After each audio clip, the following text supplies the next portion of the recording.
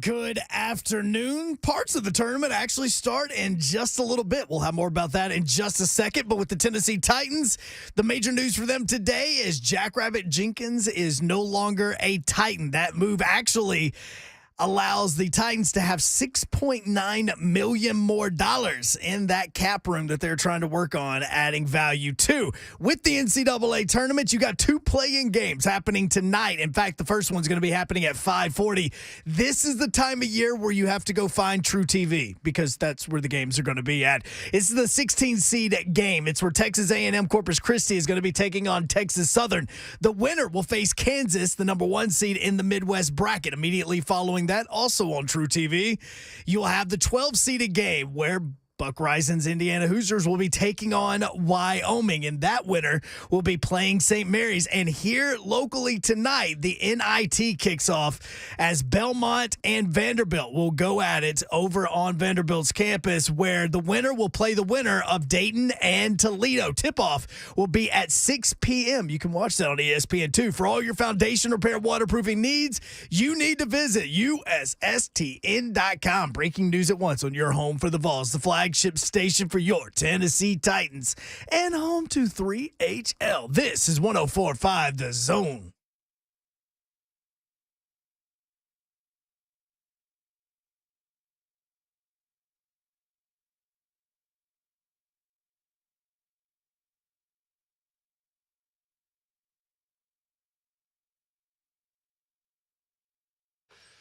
Tuesday in Nashville, Tennessee, and 3HL is off and running. Here at 104.5 The Zone, back with you for 3 more hours alongside Don Davenport, Joe Hunk, our producer.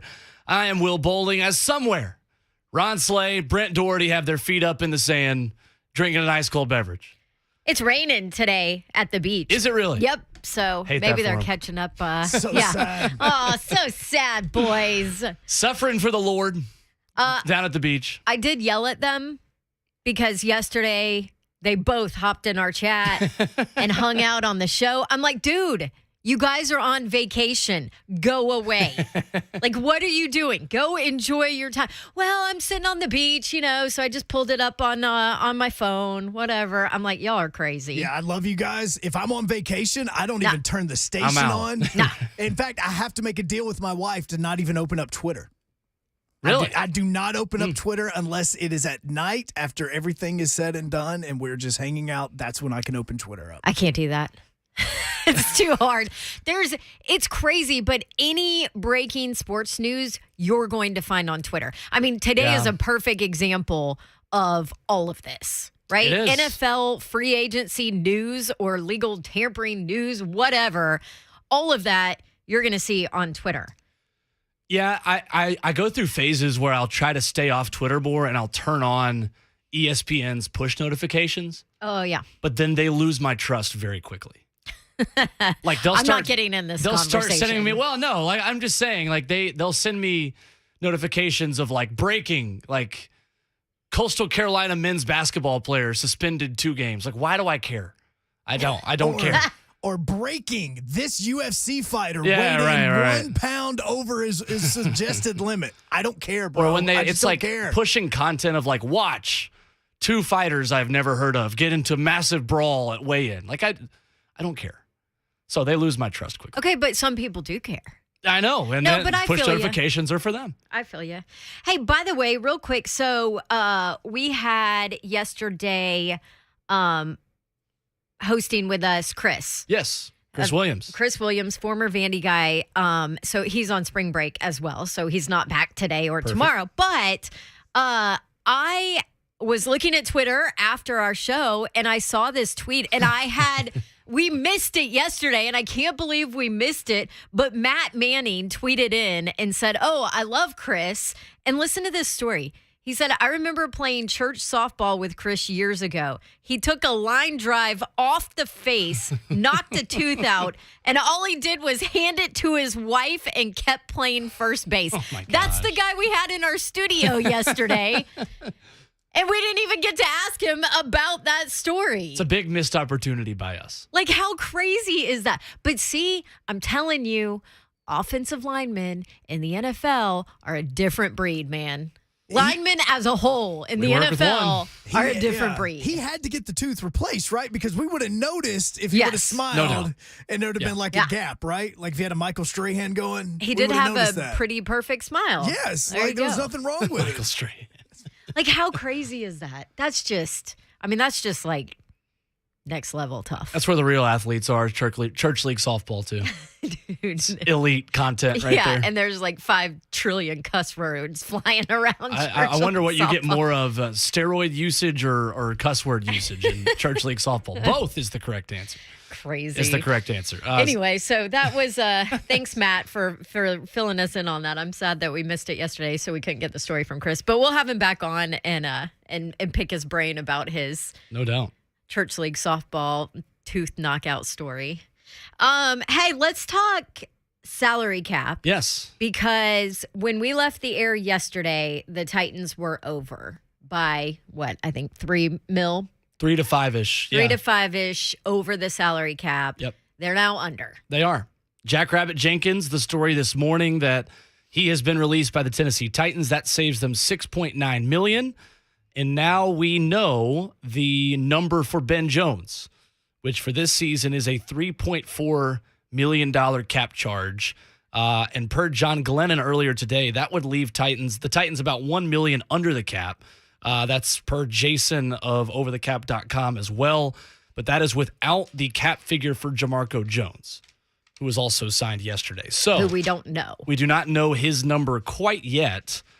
So the Titans are good for right now from what we know heading into tomorrow at the beginning of the league year at the middle of the day. So more moves can be made, obviously. John Robinson's first objective is get salary cap compliant going into Wednesday, obviously.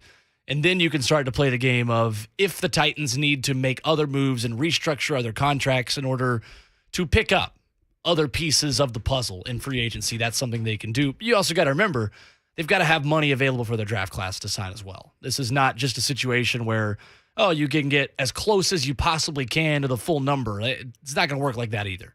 So we were actually chatting with Rhett B and Vaught for a little bit. You know, they're always working, doing draft stuff and getting ready to provide you guys with amazing draft coverage. But, we were just kind of chit-chatting quickly about, where are the restructures within the roster, who's, a possible restructure, because where do they get the extra? I mean, at the end of the day, you're paying Derrick Henry, you're paying your quarterback. You took care of Harold Landry, all of this. So the whole misnomer that the Titans don't spend money is gone. Yeah. Right? Yeah. Like Miss Amy has said, no more of that. Like, we will spend money. We will do what we have to do to go win a championship. So if you look at this roster, you have to sit here and say, we've talked about, we felt last year was really the year for them to go and do it. Sure. Right. But your window is still open. I Right. think if you look at the roster, you look at what you did defensively, your window's still open. So what do you have to do now to be able to hit that window with Derrick Henry, with Tannehill, with A.J. Brown, and Jeffrey Simmons still on their rookie deals? Like, your window is closing very quickly. Right. And I think the way you calculate that, I think you hit that well, is that how many guys do you have that are superstars that you're getting a deal on?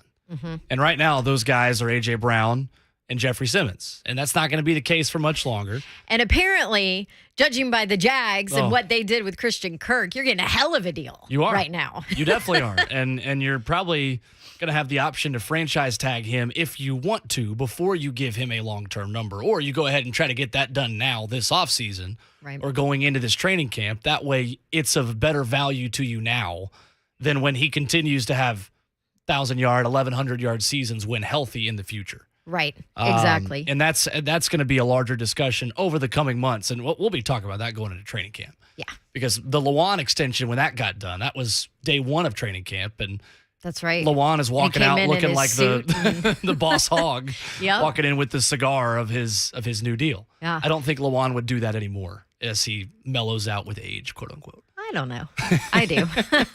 I think he would. Now, I also think obviously Lawan is on the back end of his career. I mean, he sat on this show and said he didn't know if he could put another jersey on or would want to put another jersey on. So now, of course, I'm like, yeah, whatever. Right. You say that. But at the end of the day, you want, as Chris said yesterday, it's very hard for you to make the decision to walk away, especially talking about Tom Brady coming back. Usually the game takes care of it for you. The game of football tells you that you have no more time left. Right. It's not, for the most part, it's not players making the decision on their own.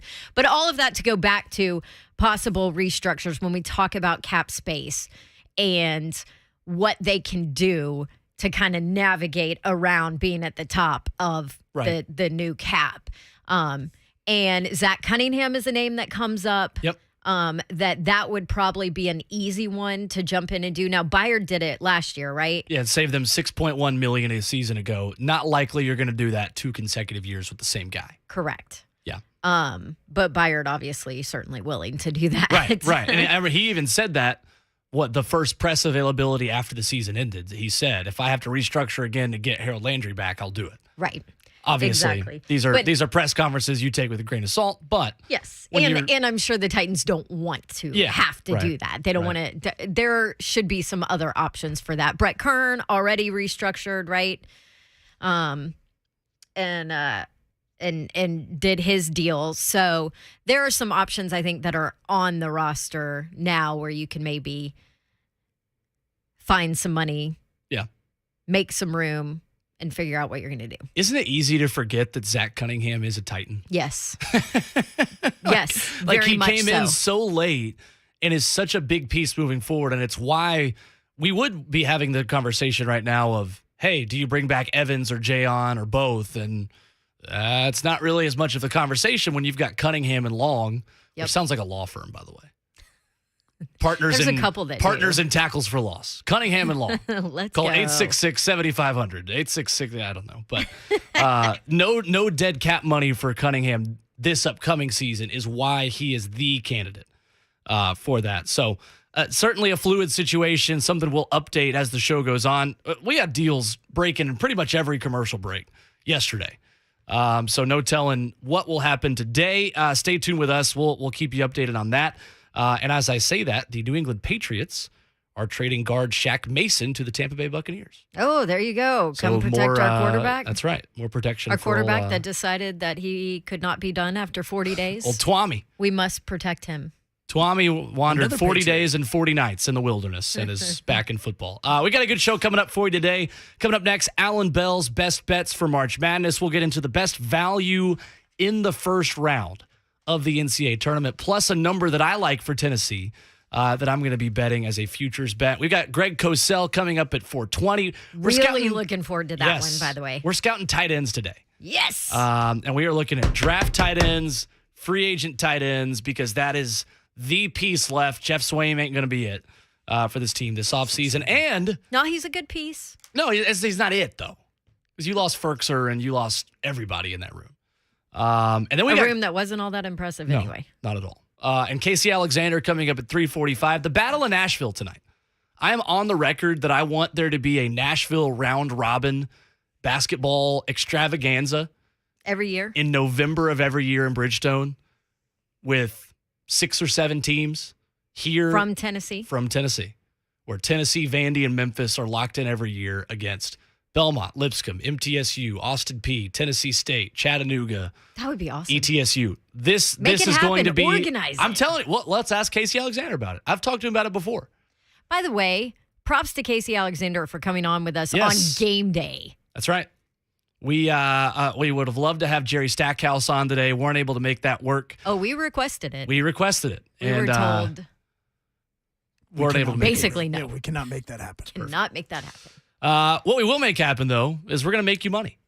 And money's good. U.S. American dollars coming up next with Allan Bell. It's 3HL 104.5 The Zone. Monies.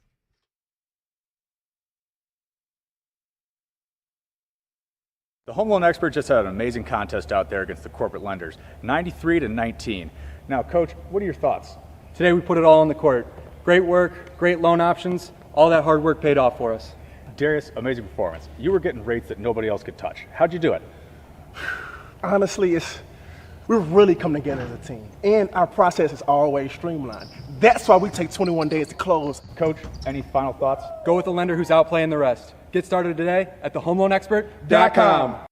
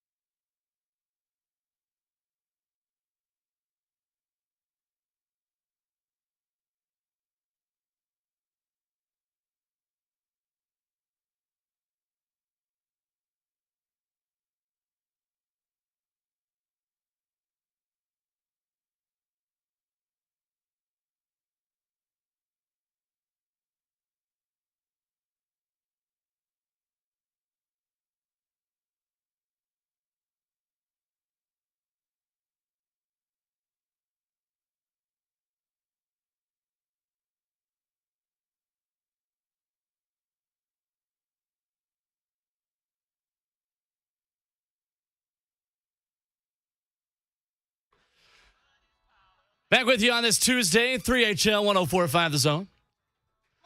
We talked about this yesterday. This era was when country music was still good. Thing. There you go.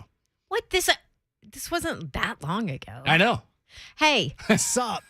speaking of like farming and rain and whatever, please hit.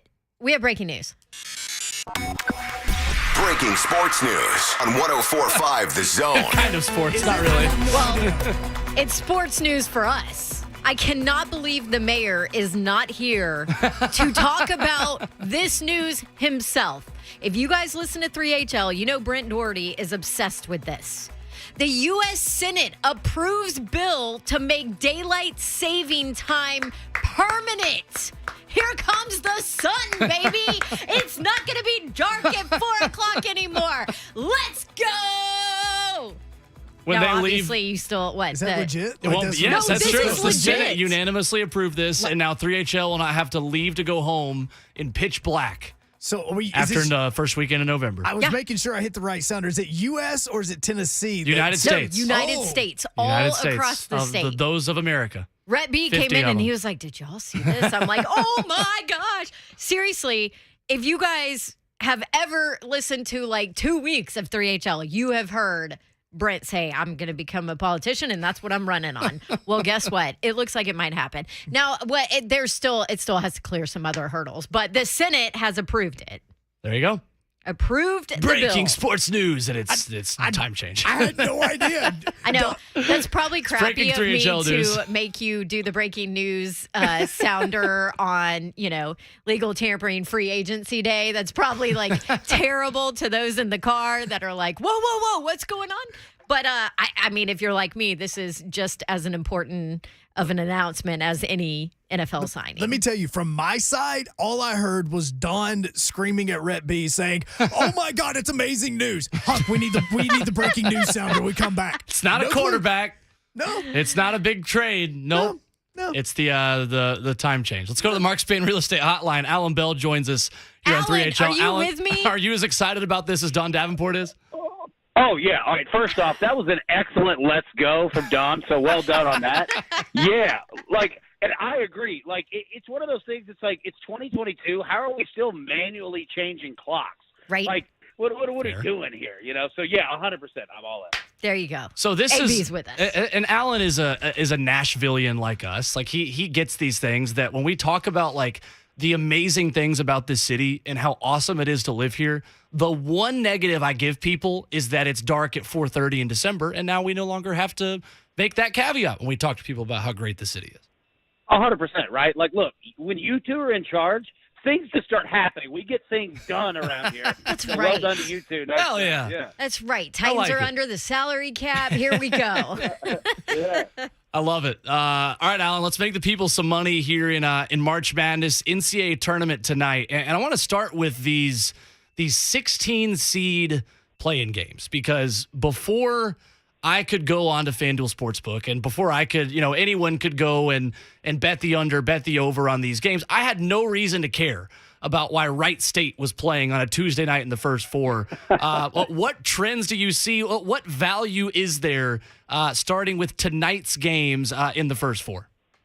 Yeah, so, first off, not only the first four games, but the first round in the NCAA tournament, the last few years, unders have been hitting like crazy. So don't be afraid to play those, especially when you see some big numbers out there. But I'll say this, what you're going to get, not only that plays into the under factor, you're going to get pretty good games.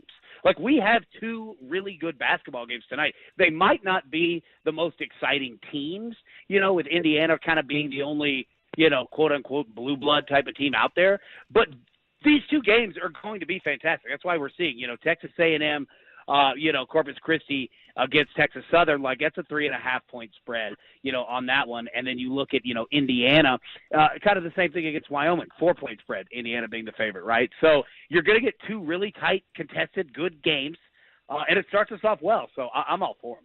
So, AB, it's funny. Will and I were just talking before the break. So I have this sheet that has all of seed versus seed against the spread all the way back to 2017. It has like the history of, and we were looking at 1 versus 16, and 3 of the 4 games last year all went under.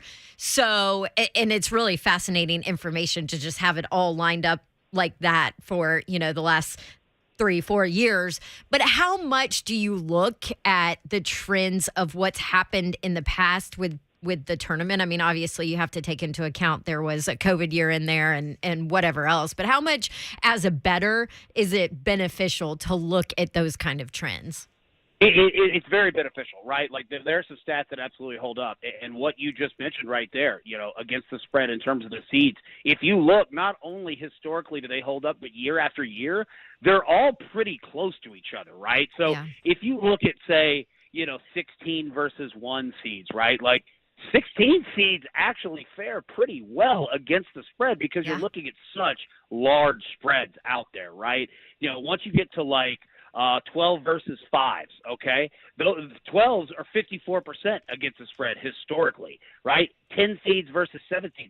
10 seeds are almost 56% against the spread historically against 7 seeds, and these numbers really do hold up. So, don't be afraid to use that information. Also, over the last, say, 10 years of the NCAA tournament, fading the public has been very profitable. And I mean that to the tune of around close to 60% against the spread. So find your value out there. Find the teams that, you've got kind of a tight spread there. They might be an underdog of 3.5 points, something like that. And the public is all on the favorite. Yeah, just keep an eye on those and watch after like the first couple of rounds.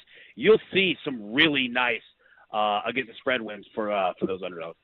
Allan Bell with us here on 3HL. Let's get into Indiana, Wyoming tonight. Indiana getting 4 last I checked in this matchup. What do you like in this one?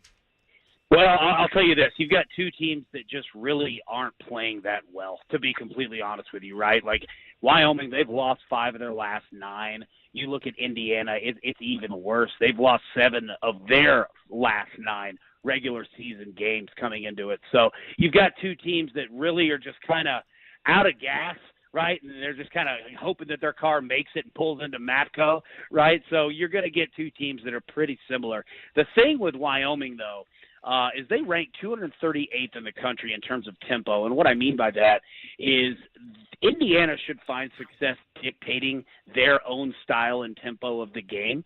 So that could factor in. And you're looking at a low number of 4. The public's going to be on Indiana because of the name, but you're going to see some sharp money coming to Wyoming because, quite honestly, these 2 teams are almost exactly the same. I feel like IU fans, I'm married to one. God, they really need a win. They need something mentally for them with their basketball team for the last, decade now? The tough part is this, exactly what you just said. Indiana, they have 0 players on their roster with NCAA tournament experience. That is 0. crazy. Indiana. That's crazy. Like, Indiana, yep. You think college basketball and IU is a team that comes to mind, Oh, that's crazy. Yep. Notre Dame Rutgers. How about that one? That's tomorrow.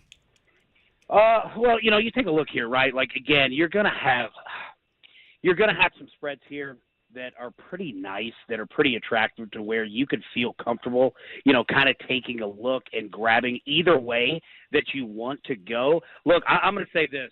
I think that if you take a look at, what Notre Dame has kind of done this year, they're a solid team looking at 21-10. Again, though, Rutgers has been that surprise team, right? It started out when they were playing at home, in the rack, and then it kind of moved out. So to be completely honest with you, I think I'm going Rutgers here. Like, again, it's a tight number. I believe the last we saw was +1 for Rutgers. So essentially you're picking which team is going to win the game. I'm going to roll with Rutgers here because not only have they been playing pretty exciting basketball, I think that this game might just mean a little bit more to them. Allan Bell with us here on 3HL. Allan, Tennessee was obviously undervalued by the committee. Despite being number 5 in the AP poll, the 3 seed for the Vols, but they are +500 to advance out of the South region. What do you like in the value of that number, and how do you feel like Vegas has valued Tennessee versus the way the committee valued them as a number 3 seed? Oh, yeah, right. So, no matter what the NCAA tournament, Joe Lunardi feels about Tennessee, Vegas has just absolutely loved them, right? And I mean that by Vegas bettors, because Tennessee has been coming through, especially in the second half of the season. You look, I believe they're riding, a 7-game win streak right now. Mm-hmm. What they did in the SEC tournament, they only had a deficit of 2 points against Mississippi State and 2 points against Kentucky.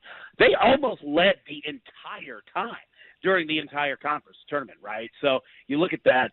I love it. Like, they're coming out of a tough region here, but they're a good basketball team because everyone looks to them offensively. And don't get me wrong, they can put up points, but it's defensively of what they do. And I was saying it on our show on Sunday on the Early Edge of betting the under in the first half. I was like, Tennessee's defense is just stifling.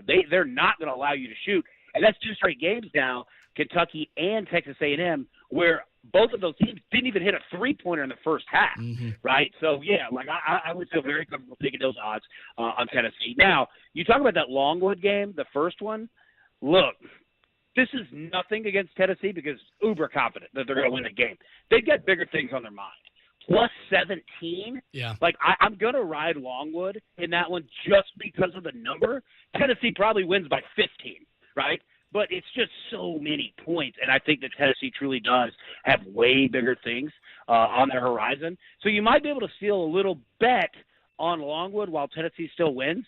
And then once it gets to lower numbers, Tennessee is the best team in the country at hitting, 3 and 4 point favorite games. They've handled their business in almost every single one of them. So it looks like, looking at the other futures in this thing, Gonzaga, the odds-on favorite, followed by Arizona. Yeah. Interesting to me that Kentucky is third, plus 850. I remember listening to you guys talk with Brent and Slay, too, about that Tennessee-Kentucky game in Thompson Bowling Arena, where I remember y'all saying that exact number was begging people to bet Kentucky. Yeah. And it seems like this is another one at plus 850. They're begging a big blue blood fan base to get in on odds they feel like are pretty good for Kentucky. 100%. You're exactly right. That's exactly what these books are doing. They're giving you bait to take because they honestly quite feel that Kentucky's not going to come through, right? Like, if they felt that way, those numbers would be nowhere near that, right? So, yeah, that's exactly what they're doing. They know that the public's going to look. The public loves favorites, across the country. So if you give them a Kentucky, you give them an Alabama in football, you give them a Gonzaga, they're going to bet all over it. And, yeah, Kentucky's not built to make that kind of run. So, yeah, you're 100% correct. That's exactly what the book is doing. Now, be careful with that Arizona right there because Arizona is an NBA team. Mm-hmm. And we saw Tennessee beat that Arizona team way early in the season. This Arizona team is not playing with people at all. I wouldn't be surprised. Them and Tennessee coming out of that region right there, those are 2 really, really good teams. Yeah, and certainly don't want to get Jay Wright in March with what he's done over the past couple of years, which is probably the rematch that is setting up for Tennessee in the Sweet 16. Allan, I wanted to ask you about Duke because their resume, obviously Tennessee fans, has been well documented that Tennessee feels like they got a better resume than Duke, and Duke is where they are because they're Duke. And that's a separate conversation, but plus 1,700 their future to win the national championship. How do you approach just betting this Duke team in any specific matchup, given the way they finished the season and the distraction, even though he doesn't want it to be, of Coach K's final NCAA tournament? Yeah, first off, I'll say this. Sportsline, when we ran the numbers right after Sunday, kind of when everything was settled right before we got the brackets, we had Tennessee as a 1 seed. We had them as the last one, right? And them getting a 3, we don't have to break it down because you guys already have. It's ridiculous. But look, Duke is an all right basketball team. They're pretty good, right? They deserve to be, in the top 12 of teams. But they're not that good, right? I think that they're going to win them a couple games. But it's going to come to head because you can have Duke. You can put points on them, and you can shut their offense down, right? They're talented enough But once they get tested, man, like they'll kind of fold. And we saw that against North Carolina there in the second half. They're just not built to play full games against, contested opponents. So yeah, man, like people will bet them, and people definitely will bet futures, and people will definitely be essentially just lighting their money on fire. It's just not going to go really anywhere deep in this tournament. But it's going to be weird without Coach K after this year. Like, forget Duke and forget how everybody feels about him. We're getting towards the end of a lot of these coaches that we've all kind of grown up with in the tournament, right? Like, we're kind of getting towards the end. So it's going to be weird to see a Duke team without him next year. It's going to be sad. So a team like Auburn, AB, who's kind of struggled, their last couple of games, how does that factor into what you believe they can do from a betting standpoint? Yeah, so, you definitely want to pay attention to those trends because basketball is streakier really than any other sport. But Auburn, kind of the good thing about them losing that early in the conference tournament is that you get time to rest, right? They really haven't had that. You get a time, like, not only to rest physically, but to rest mentally. And there's really no better coach in college basketball than Bruce Pearl to have on that side.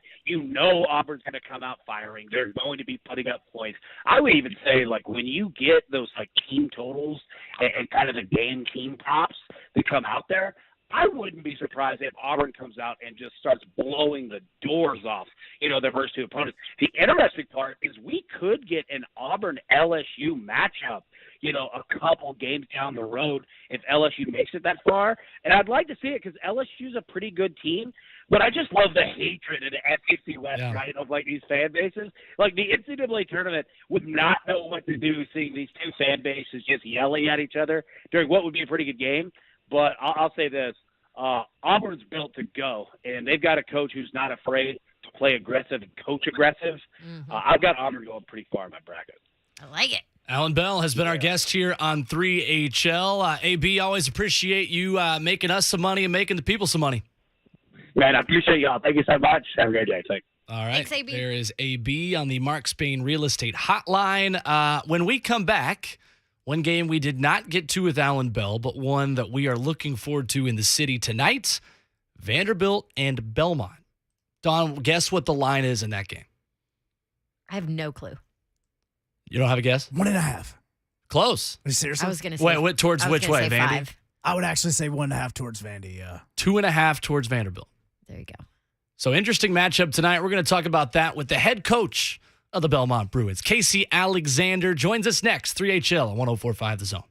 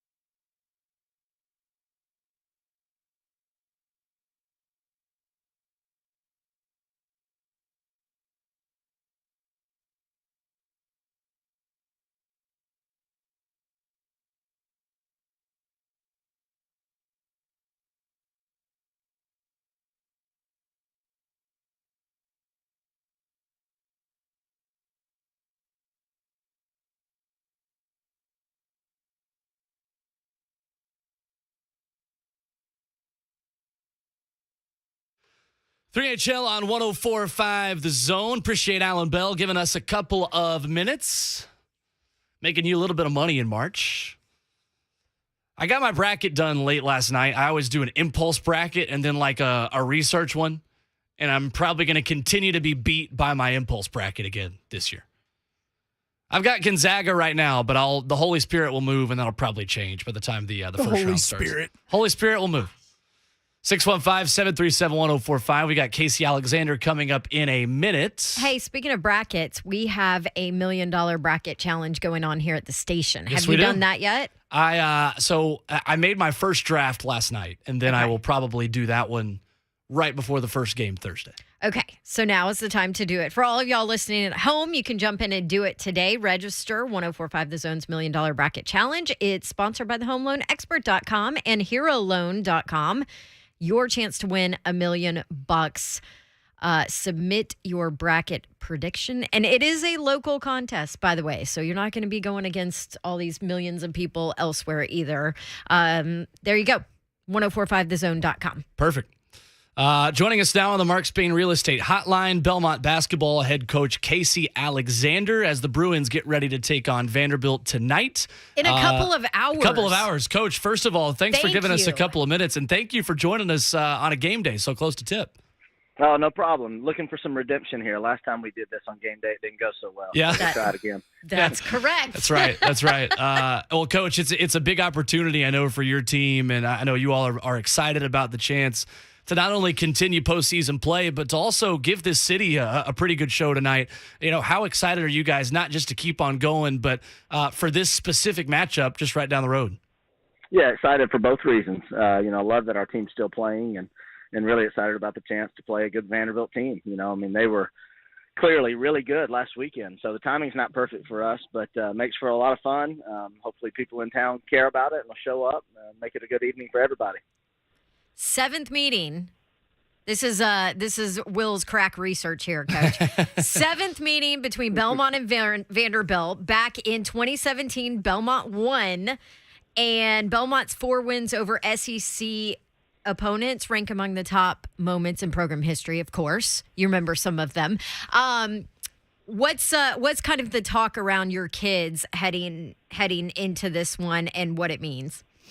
You know what? It's been a little bit of a whirlwind because we spent a week not knowing, one, if we're even playing, and then certainly not knowing who we were playing until late Sunday night. And so, so we've been fast and furious ever since we found out. One practice yesterday for prep, and now here we are game day. So they're excited. I think naturally the proximity creates a little bit more interest.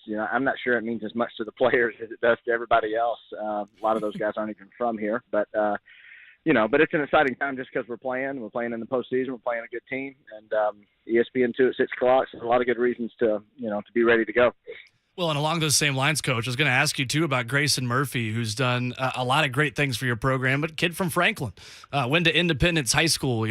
How much have you talked with some of these local guys just about the opportunity to play in Memorial Gym? I mean, have any of these guys played in that gym before? They have not played a regular season game in that gym before. I'm sure they've been in there plenty. And our guys have gotten together with Vanderbilt's players, 2 or 3 times a summer here in the last few years, and they've played pick-up against each other, literally our team against their team, I believe, all on their own. So there is some familiarity there, and they've been in there before. We had shoot-around in there today. Grayson is one of the few who I know it probably does mean a little bit more for him, being a local kid. His cousin's a pitcher for Vanderbilt last year in a high draft pick and everything else. So I know he's pretty close to everything that goes on over there. So, Coach, you mentioned the week leading up to a really quick turnaround in this game. How much have you kind of had to lean on your veterans, lean on a Nick Buzinski, a Luke Smith, who will be a high school basketball coach here in a couple of months, couple of weeks even, as this kind of season and semester wraps up for him? How much have you had to lean on those leaders and those guys to kind of keep your team in check and focused for this opportunity? Yeah, we've talked about it, in different ways all year long, just about what a luxury it is to have experience and maturity and those kinds of things. And this is the latest, greatest example of that. They're not going to be fazed by any of this, one way or another. I trust that they'll show up ready to go. I mean, they understand what's at stake, and and they're definitely excited about it. So, Coach, I know that with the NIT and with your time at Lipscomb as well, you had the experience of in this competition and what this is like, right? To go through the grind of trying to make a deep run in this tournament. What do you feel like the biggest advantage is for your program? What are you trying to build on where you start next season a step ahead of where you would have been without this opportunity, if that makes sense?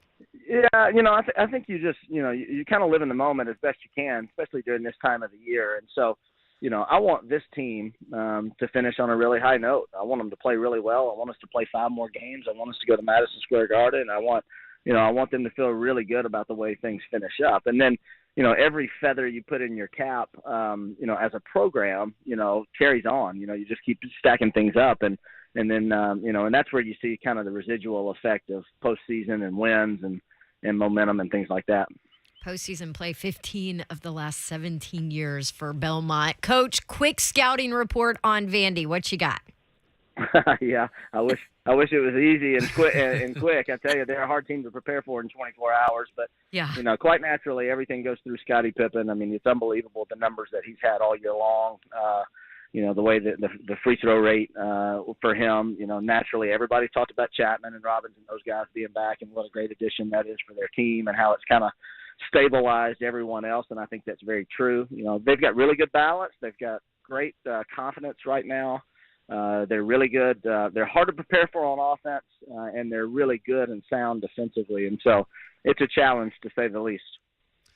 Coach, I thought this was cool, and the great research, as always, from your crew with Greg Sage and everybody in Belmont Media Relations, that Belmont is the only Division I program in the country to win 20 or more games, 7 consecutive seasons in men's and women's basketball.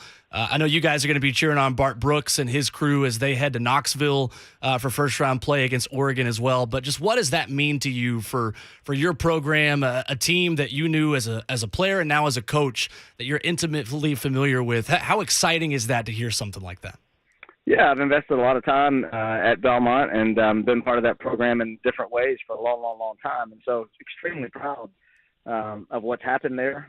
Several good coaches on both sides, and what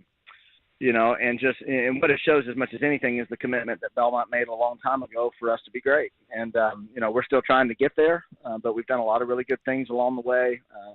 Resource-wise, they've given us what we need. It's an awesome place to work. It's an awesome place to go to school. It's in the best city in the world, and so a lot of things to be thankful for. And I think they're, the results that you've seen are a big, a byproduct of all those things. Coach, one last thing for you. We talked about the added intrigue of playing in the city and playing Vanderbilt. How much of a priority is that? How many conversations do you all try to have to schedule games like this in the non-conference with a Vanderbilt, with in-state opponents, to try to make more matchups like this happen in the future? Yeah, well, Belmont's got a long track record of playing everybody that we could that was right. local, and we've all tried, here and there, and scheduling's a tough thing. It's not as easy as it seems like it should be, but, to get both parties to agree to play to begin with and then have dates and then, all the other things that goes into it can be difficult. But I'm open to it anytime we can make it happen. I hope that we'll do it more often, and we'll just see where it goes. Of course, you keep beating these teams. They don't want to schedule you, That's Coach. right. Go get them tonight. We'll do our best. I appreciate you guys. All right. There's Coach Casey Alexander. Appreciate a couple of minutes. And we do not take for granted the fact, we said it off the top, that he's joining us about 2 hours before tip-off. Mm-hmm. That's on game day. Pretty good. Coming up next, we'll reset the headlines. The Deshaun Watson Sweepstakes, they're heating up. And there's a new team that has entered the race today that I think would be the most dangerous with him. We'll do that next. 3HL coming up, 104.5 The Zone.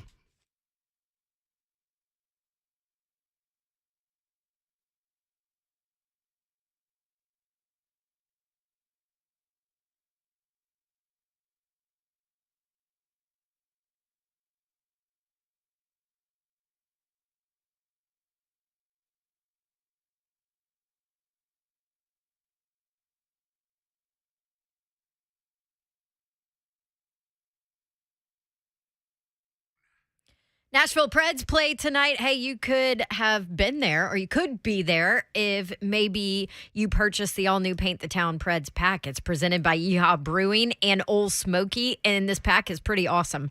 You purchase the pack, you get 2 weekend game tickets, and then 1 weeknight game ticket of your choice, plus receive a Preds car flag, a $25 Yeehaw Brewing Company gift card, and the opportunity to purchase 2022-2023 season tickets.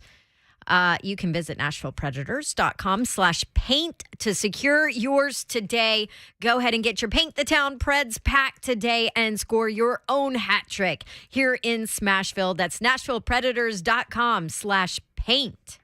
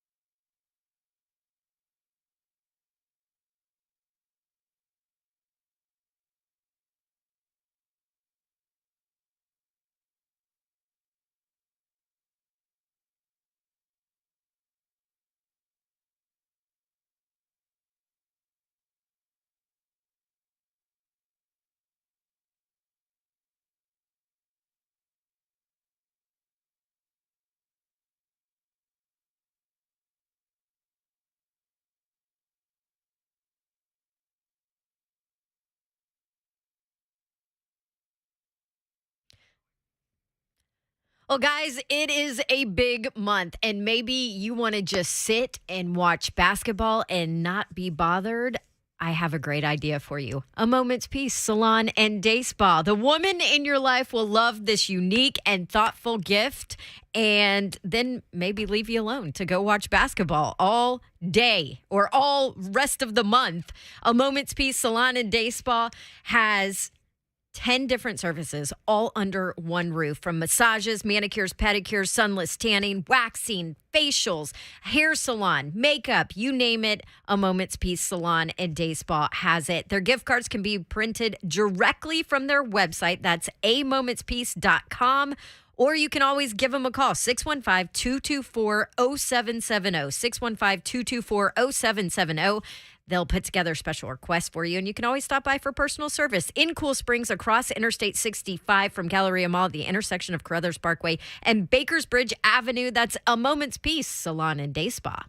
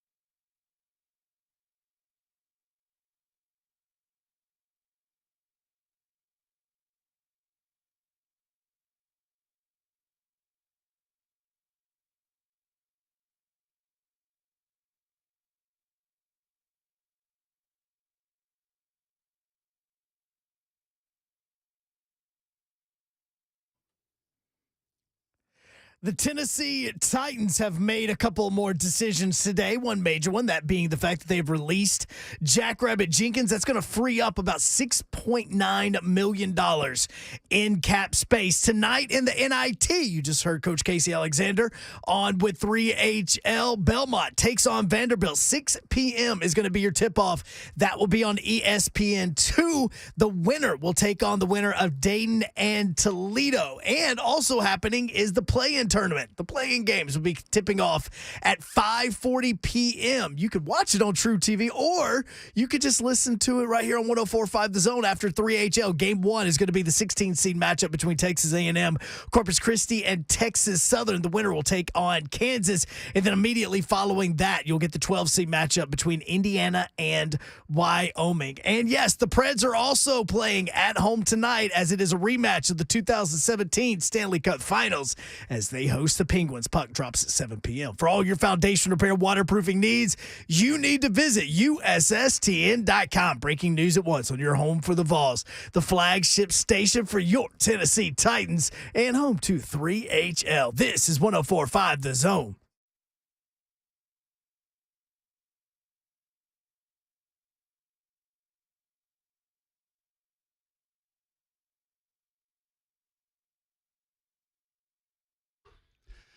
Hour number 2 at 3HL, 104.5 The Zone, the best film analysis in the business, coming up in 15 minutes. We're talking tight ends. Titans need at least one of them, and Greg Cosell breaks down the film of the draft eligible and the free agent tight ends that could be fits in Tennessee. We'll do that coming up at 4:20. If you missed it in hour 1, Allan Bell makes you some money. Casey Alexander previews Belmont and Vandy coming up tonight. But we have got 2 more hours coming up for you as the Titans make an addition to their roster. Hello, Don Davenport. Hi. Happy Tuesday. That's right. It is light outside, where it will continue to be light outside starting in 2023. I mean, I'm not going to lie. That's the news of the day right there. That is the breaking news of the day. The Senate passes a bill that would make daylight saving time permanent. By the way, there's no S on savings. That's correct. Daylight saving time. As I also learned that today. Learn something new. Like there is no S on the Stanford Cardinal. That's also right. Yeah. They've got the best mascot, I think, in college football. The big tree that just runs around. That just stands there? So on the NCAA football game, you can play football with mascots, and the tree will, like, absorb the ball. When he catches it. Because he doesn't have hands. But he makes catches. Yeah. What about, is it the temple owl? Yeah. Yes. That, like, cannot be out in public without moving his wings? Oh, is that a thing? It is a thing. Oh. I think it's temple. Yeah, that sounds right. sounds, it'd either be that or Rice or Florida Atlantic. I'm thinking of the 3 teams named Owls. It's not FAU. Hashtag the FAU for Lane Kiffin. It's not the FAU. That's like the story of how they're like Aubie could only be in one place at Auburn. Yes. Like that's a thing. Like my friends that went to Auburn are like, oh yeah, I have a friend that is friends with Aubie. He's like, and they're just one of like the handlers for like the mascot. And it's like, oh, she's friends with Aubie. Why?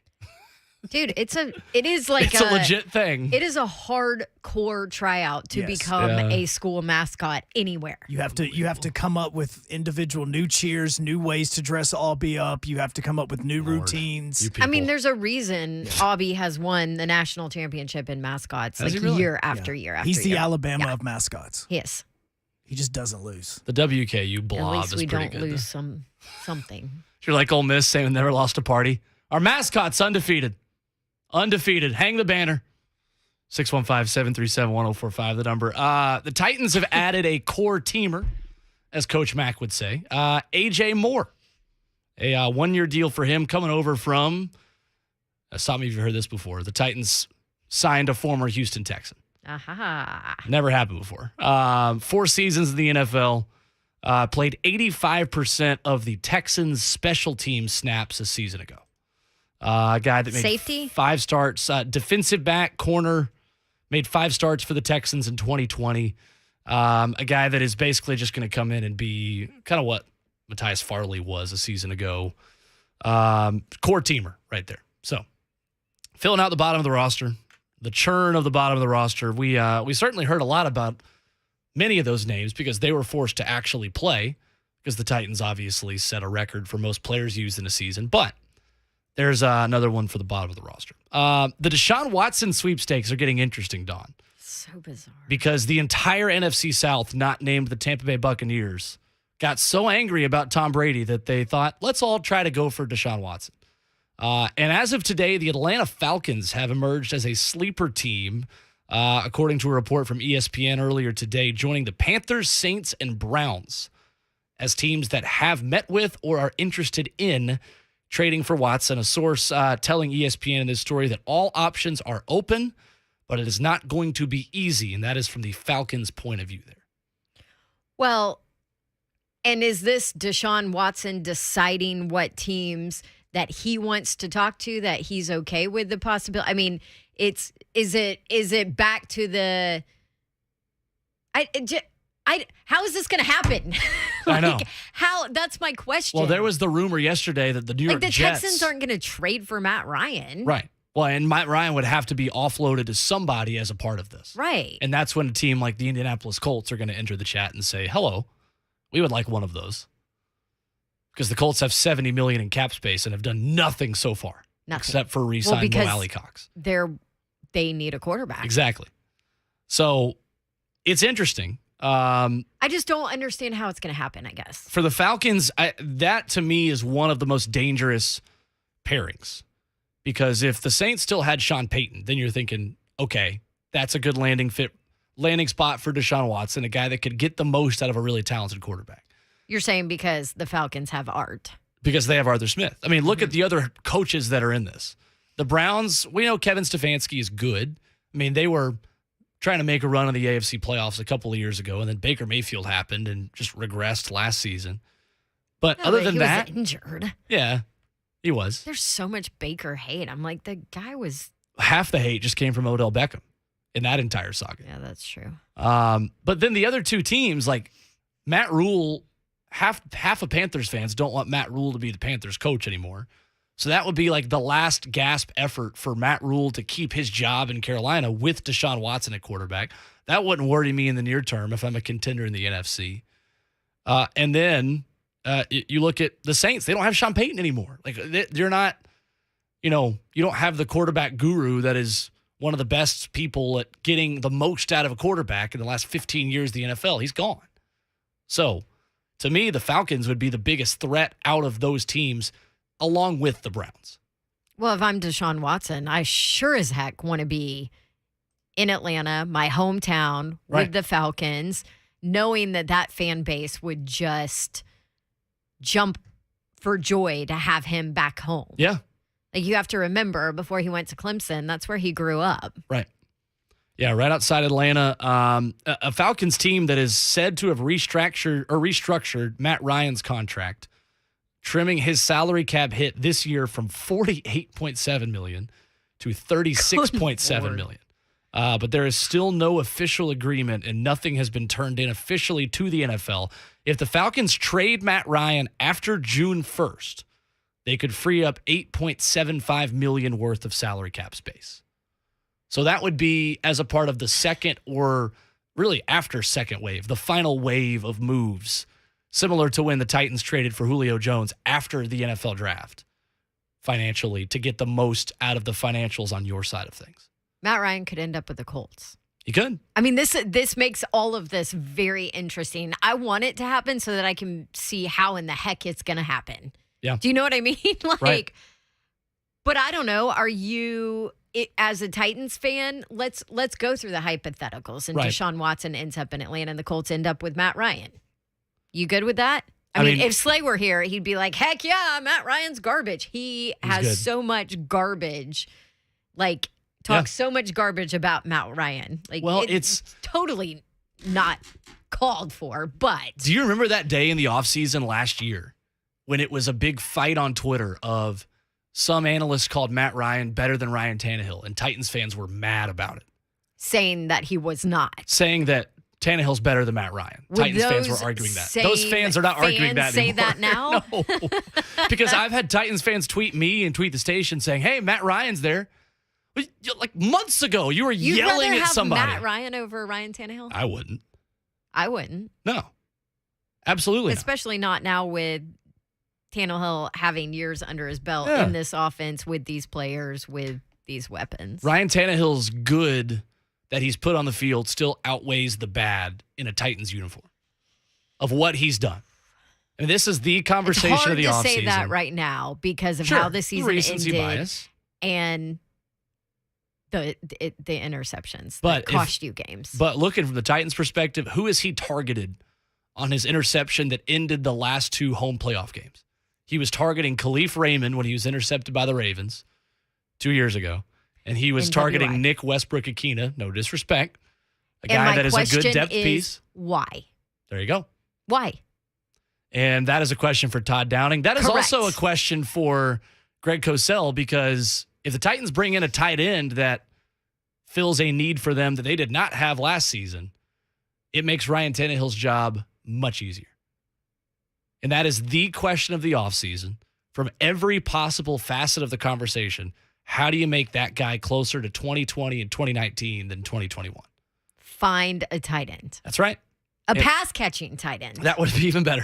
And we're going to get into that with Greg Cosell coming up here in a minute. We'll go through the vet. Speaking of, Tannehill's on the screen right now, getting Chandler sacked. Jones. God, if we sit here for the next hour, we'll see all of Chandler Jones' sacks in that 12 game. of them, yes. Anyway, so we are about to hit Cosell on some veteran, kind of low-money tight ends that are still available from a free agency standpoint, and then we'll dive into draftable tight ends as well. Plus, coming up in the final hour, I want to go ahead and throw this topic out there so people can get it on their minds. The one move the Titans have to make for you in free agency. I say that because a lot of you are going to say tight ends. I'm going to say probably a tight end. I'm going to specify a couple of different ones in that conversation, but let the draft be for a later day. Let the re-signings that the Titans are going to do, most of them have already happened. Now the next step is you cut Jackrabbit Jenkins. Where do you go spend that money? Are you saving it? Or what are you using it on now? So we're going to do that in the final hour. But coming up next, Greg Cosell breaks down draft-eligible tight ends and low-budget free agent tight ends that fit into the Titans' price tag. The best film analysis you're going to hear right here on 3HL. Coming up next, 104.5 The Zone.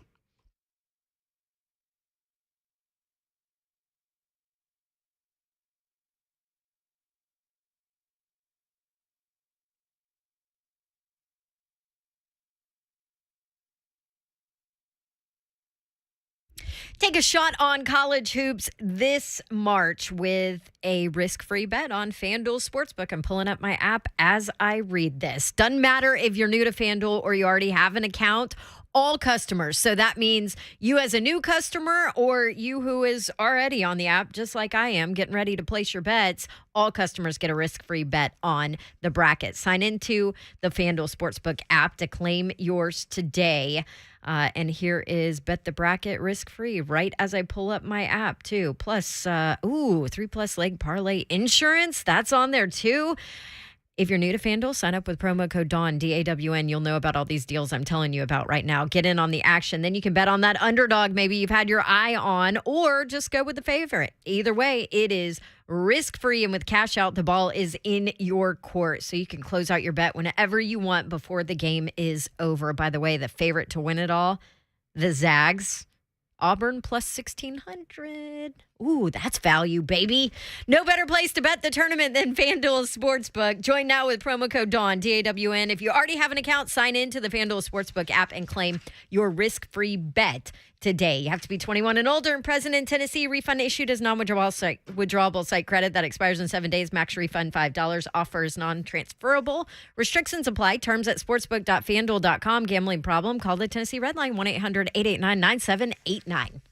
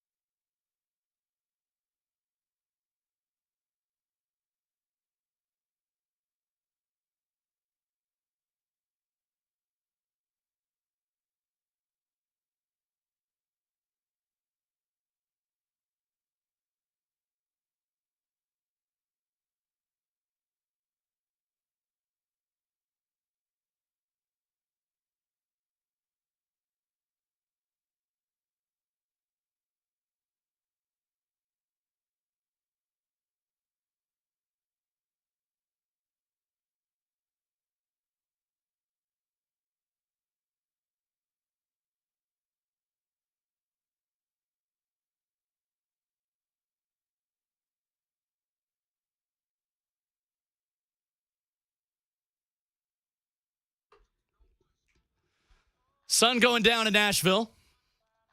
And we got your chance to win Brooks and Dunn tickets. That is coming up at 4:45 as Don Davenport does the TikTok dance associated with this I only song. know the first two moves. That's really all that it is, though. There's some elbow shaking at some point. I was going to in say time. it's like the chicken wing. Basically describes my dance moves, mostly just like awkward elbow shaking. At our first Christmas party when I started working here, our boss, Allison Warren, saw me at the Christmas party, and she looked at me and said, Will, you should have way more rhythm than what you have as somebody that's your age. Allison told me that. Like a couple months after I started here, she was just like, Will, I thought I didn't have rhythm, but you are horrible. Alcohol I was like, helps. oh, okay. Alcohol helps, Will. It's fantastic. Joining us on the Mark Spain Real Estate Hotline, Greg Cosell, as we break down tight ends of the free agent market in the draft process as well for the Tennessee Titans. Greg, good to see you. How are you? Well, I'm doing great. How are you? Dawn, how are you? I'm good. Great to have you with us today. I think, Greg, the last time I saw you was Indianapolis, and I was a couple minutes after having my first St. Elmo shrimp cocktail. And I think my mind is still, I'm still like breathing heavy from that. I can't do those shrimp cocktails. I'm a wimp when it comes to that kind of stuff. So, no, I don't do the shrimp cocktail. Yeah, it was good, but I think my sinuses are still open because of it. A couple weeks later. I tried it one year, and I think I needed mouth to mouth afterwards. I love it. Love it. So we're going to get to some of these tight ends, that lower budget tight ends that could fit into the Titans price range. But Greg, I wanted to start with Ben Jones and his return for the Tennessee Titans, a 2-year deal. And obviously a lot of the conversation around this team is going to be centered around how do you make Ryan Tannehill be his best and most comfortable going into next season. What did you see out of Ben Jones over these past few years with Ryan Tannehill? How important is that for Tannehill's comfort level to bring back his center for 2 more years? Well, it might be good for his comfort level. I don't think it has a lot to do with his ability to play the quarterback position. Sure, right. I mean, Ben Jones has been there. He knows the system. He's a solid player. You don't want to start over at that position if you don't have to, because of the importance of it, particularly in an offense where they run the ball and there's a lot of combo blocks and there's a lot of working together with your guards. Now, did I read Saffold? Is he gone? He is. He's gone. Buffalo. That's what I thought. There's been so much going on. I mean, I feel like every 5 minutes, and I have to work. I can't just, Right. I don't get alerts because otherwise I'll never work. Yeah. So Saffold is gone. So they're going to need a new left guard. What is the status at this point of Taylor Lewan? So far, still a go. Still a go and still on the same contract. Yep. Okay. So theoretically, I mean, as we speak today, he's back. Yes. But they'll need a new left guard. So therefore, keeping continuity, because you have Jones at center, Nate Davis will be back at right guard. So that's really important. So keeping Jones was absolutely critical just for the continuity of the O-line. And I imagine that their approach is not going to change dramatically. That can be a debate. We've had that debate, but it will not change dramatically as long as Derrick Henry is there. So I think it was a really, really important signing. But if you're asking me how that impacts their pass game and what they need to do in the pass game, I don't think it impacts it in any meaningful way. Yeah, obviously, the tight end conversation that we're going to get into should impact it. But before we do that, Dylan Raiden is a guy, and obviously we didn't see a lot of him this year until he had to step in. But it seems like they have the confidence that this might be the time where he can step in and help on that offensive line. What position? That's the question. Left guard, maybe? Yeah, right. I mean, left guard is the opening, assuming Lewan's back. I mean, it would either be right tackle or left guard. Mm-hmm. So, I guess they'll have to make that decision going through an off season, but he was a high pick and you expect him in his second year to be a starter. So that's a decision that the offseason will, in a sense, force them to make one way or the other. But now there is an opening at left guard, whether he's that guy. I'd be very curious if he's truly a guard. I thought when he came out that center might be his best position, but he's obviously not going to play center. They just signed Ben Jones. So we'll see where they see Raiden at his best as they go through an offseason, because clearly, based on preseason practice, they did not view him as ready to step in and play for a playoff caliber team.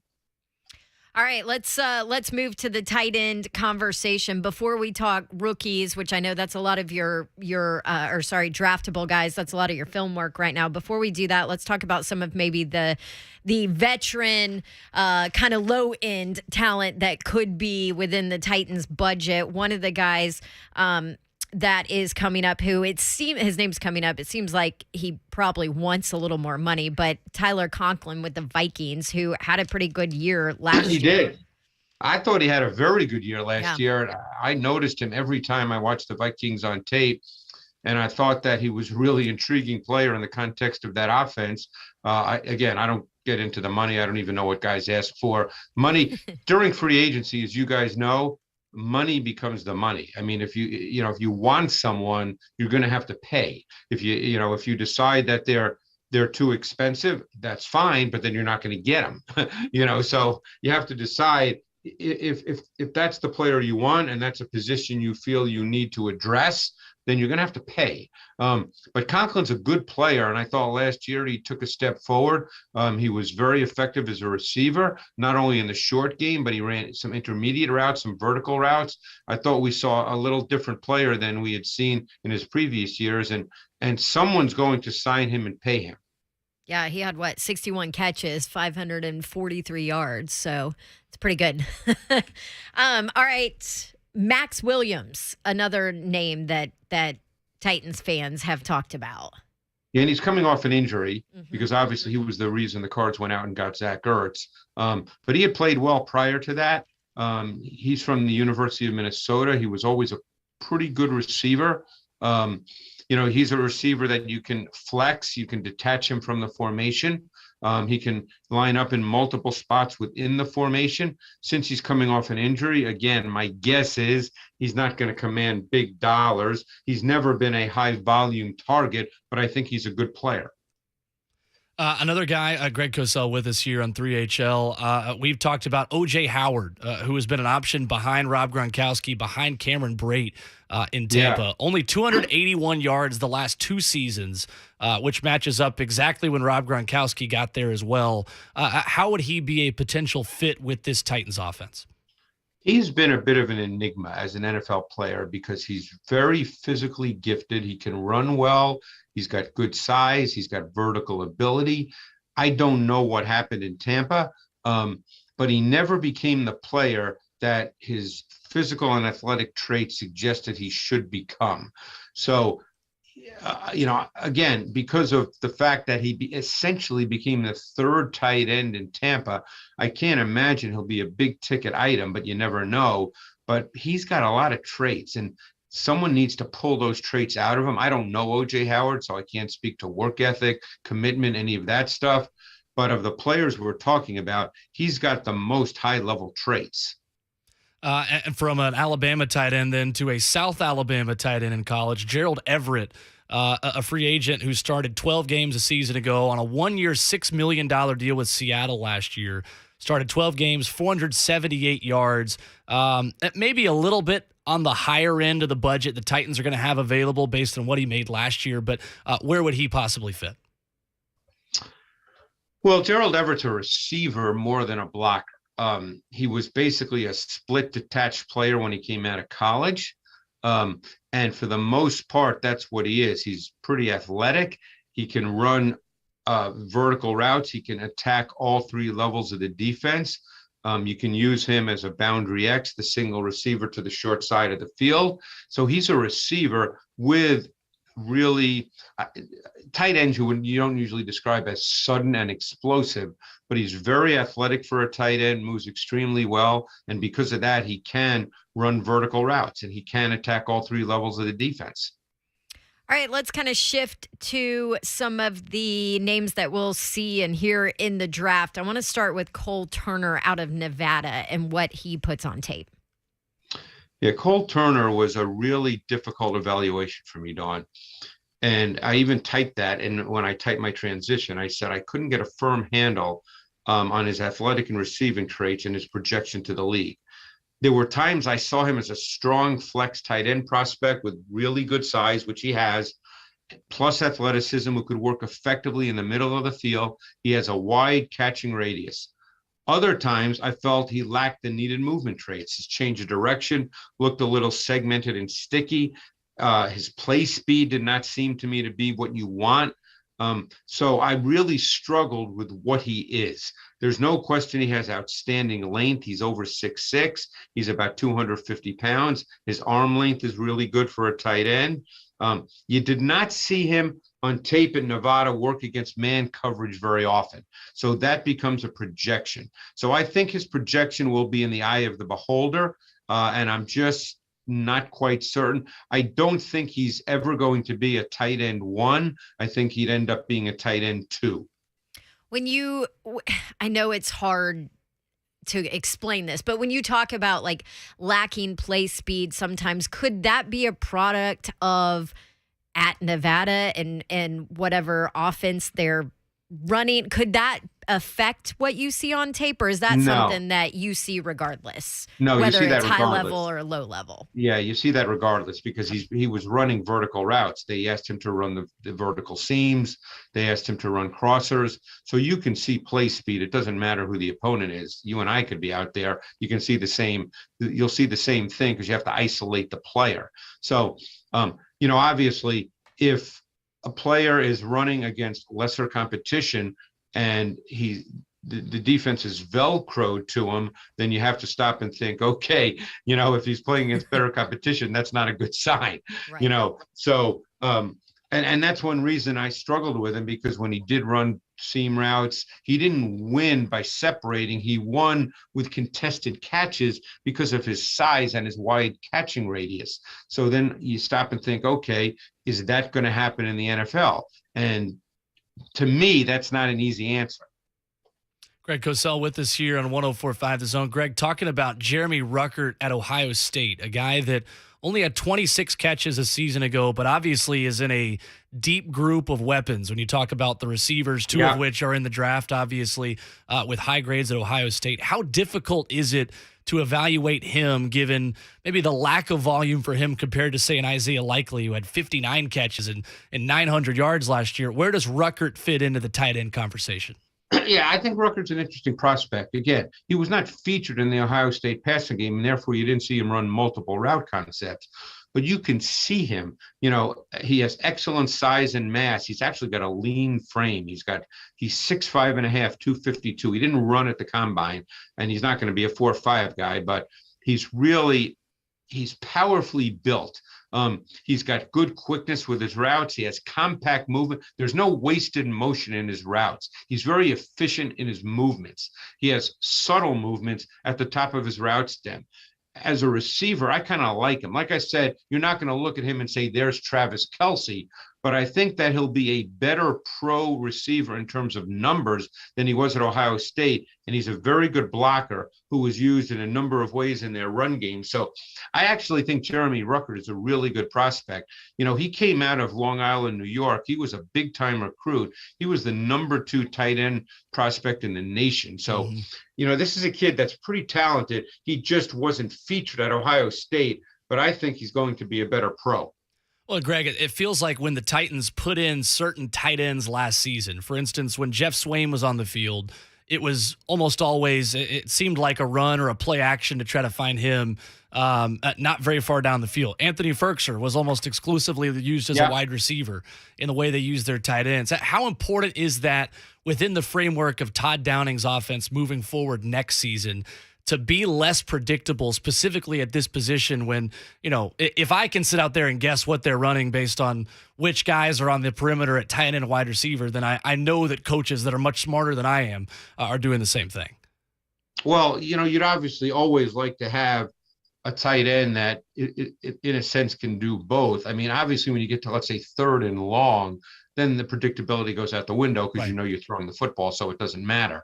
But you're talking about in normal down and distance situations, you would like to have a tight end that can be a factor in your run game, particularly since you're a run-based offense, but can also be a factor in the pass game.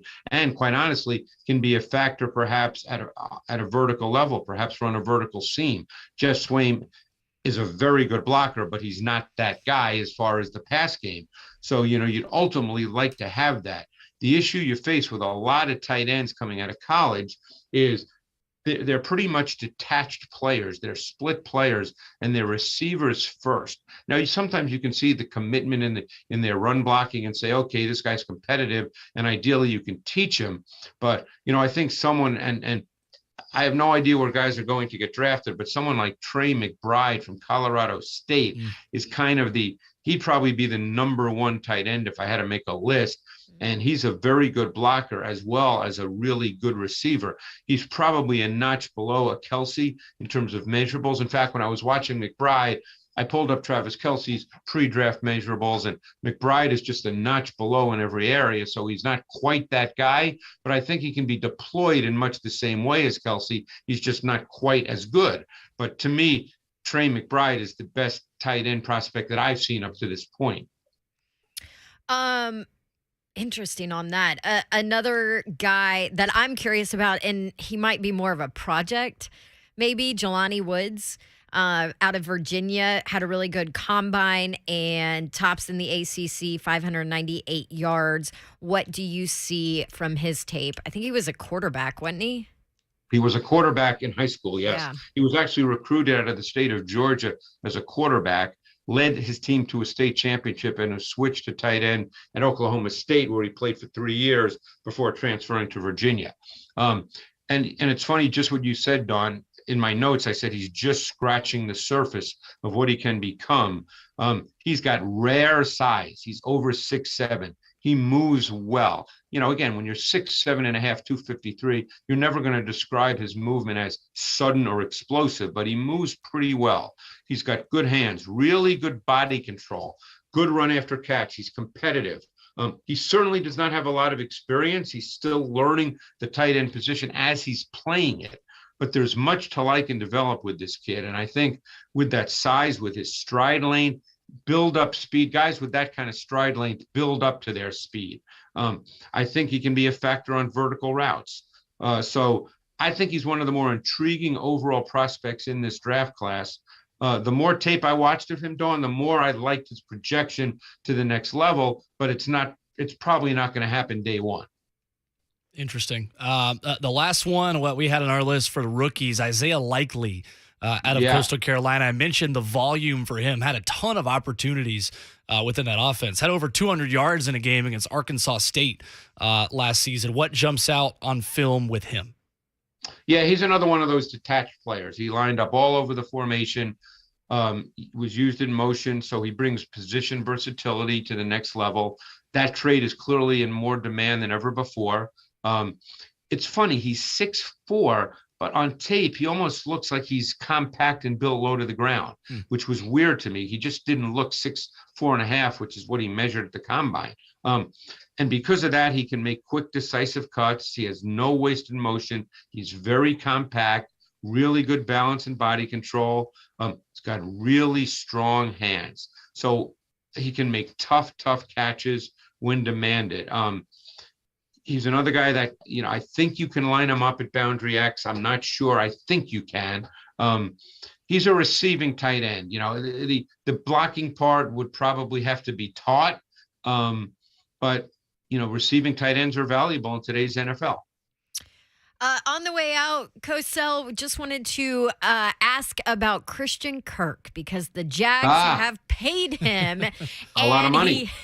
And he has not had a 1,000-yard season. So what does he show on tape, and is he worth it? Well, it doesn't matter what they're paying him. What they see is a player that can line up both inside and outside, has vertical ability, and can also work really effectively in the short to intermediate game, can be used on jet sweeps, can be used in the tunnel screen game. Essentially, he can be used in multiple ways. That's what they see on tape.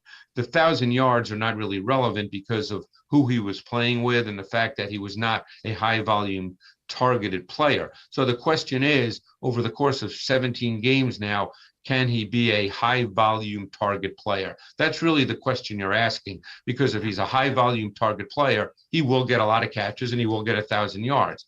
So, they obviously made the determination based on what they're paying him, that he can get, 120 targets. And if he gets 120 targets, he'll probably get 75 catches and he'll get 1,000 yards. So that's the determination they made. But the fact is he can line up anywhere and he can be used in multiple ways in the context of your offense. Greg Cosell, NFL Films, has been our guest here on 3HL. Greg, you always make us smarter. I appreciate the time as always. Thanks, Cosell. All right, guys. Appreciate it. Thanks. See ya. All right. There is Greg Cosell. Coming up next, we dive into the specifics numbers-wise of the Aaron Rodgers deal. We know now how much that costs, how much the Packers will be on the hook for this season, plus your chance to see the sun go down. Yes. On my side of town. Brooks and Dunn tickets. We've got that for you coming up next. It's 3HL 1045 The Zone.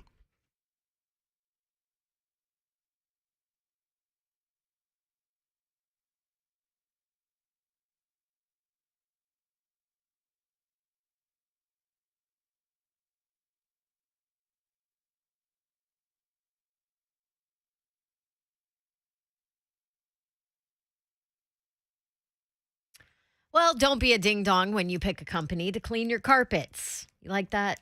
There you go. Zero Res. And the Zero Res difference, they are the ones that you need to call. Insanely clean carpets, that's what they do. They clean with powered water. There's no soap. There's no residue. There's no detergents. So you have soft, fluffy carpets that stay clean longer. Your surfaces dry twice as fast, and Zero Res is safe for your pets and your family. They have the highest approval rating possible from the Carpet and Rug Institute. Zero Res also rated the #1 cleaning system in the nation by an independent testing laboratory. So that means that when they clean, there's nothing left behind.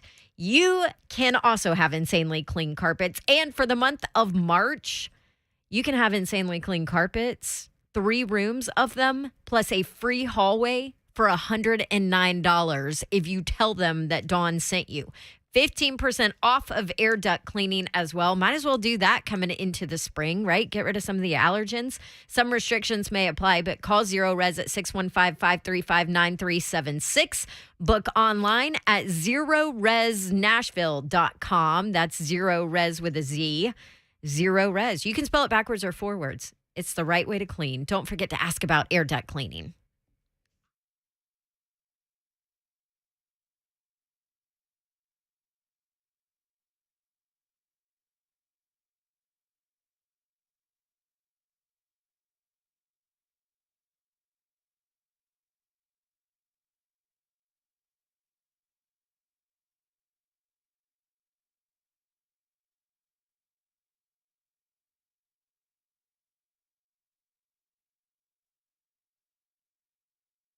Start your bracket off with a bang. Right now, FanDuel Sportsbook is giving new customers a $150 instant bonus guaranteed. Now is a perfect time to do it for the month of March, right?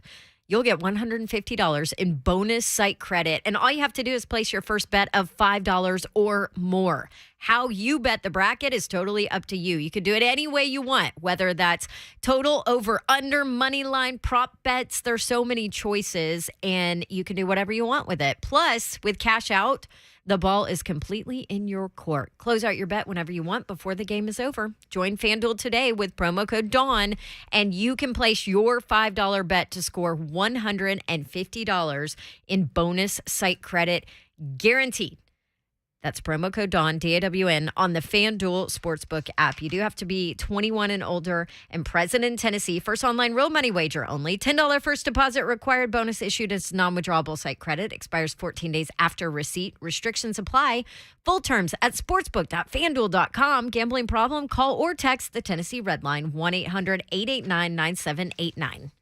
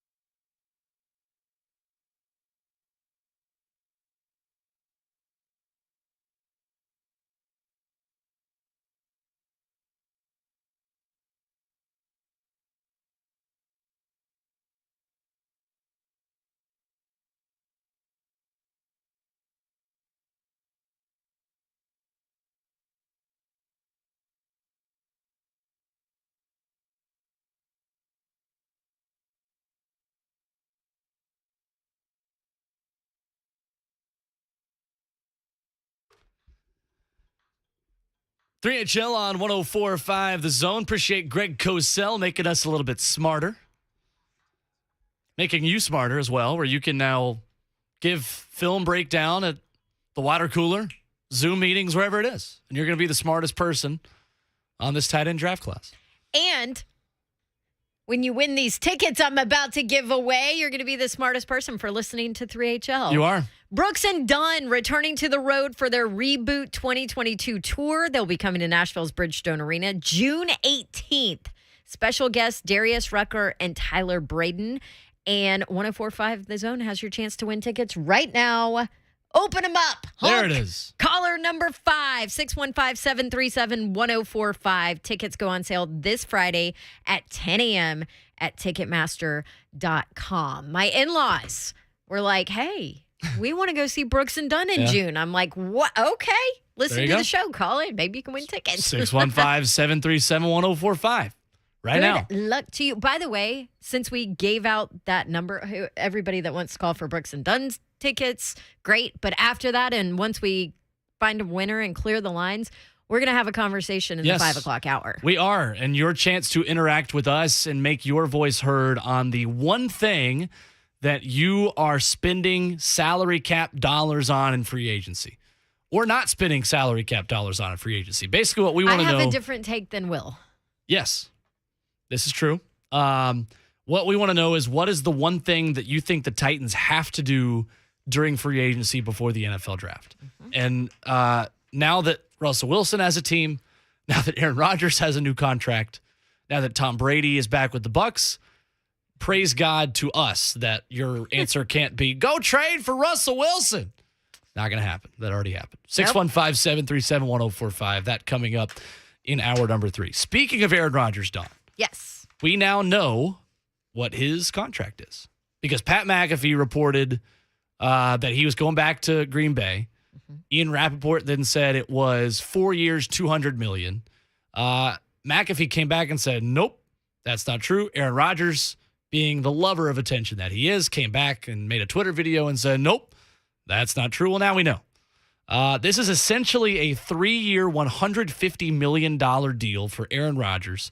That also includes 2 voidable years in 2025 and 2026 that help for salary cap purposes, according to a copy of the contract that was obtained by ESPN this morning. 38 years old, Aaron Rodgers had been on the books for a cap charge of $46.1 million. That figure has been reduced by $18 million because of the maneuvering that they were able to do. That's amazing. It's pretty good. Pretty good. So I mean, it's such a fake cap number. Fake? I don't know if fake is the word I would use. But it is. You can navigate around You it. can manipulate it. Yes. But you manipulate it So what with, was the original report? Is it really that off of what? It's not that far off. Like, give me a break. Aaron Rodgers and Pat McAfee were like, that's wrong. That's wrong. It's not that far off. Well, Aaron Rodgers is the kind of guy that has to have the last word and the last tweet in every possible scenario. When he lives out in the woods, he can have the last word because he's just like talking to birds and trees. They Is can't that really him answer too? back. I know Shailene is all about the woods. He's not even building a house in Brentwood. It's just going to be trees. And he's just going to That's right. He's going to be camping on it. 615-737-1045.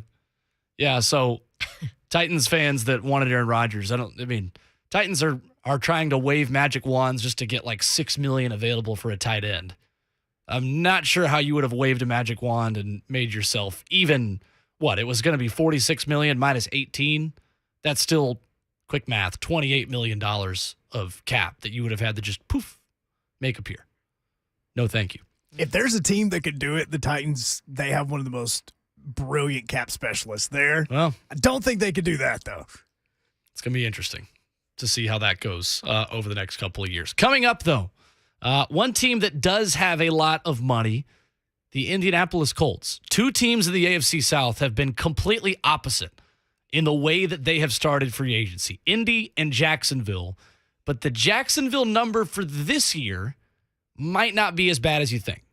We'll reset the headlines, take a look at the latest Titans news, plus a trip around the AFC South through free agency thus far. 2 hours down. 1 more to go. Don't blink. You just might miss it. It's 3HL 104.5 The Zone.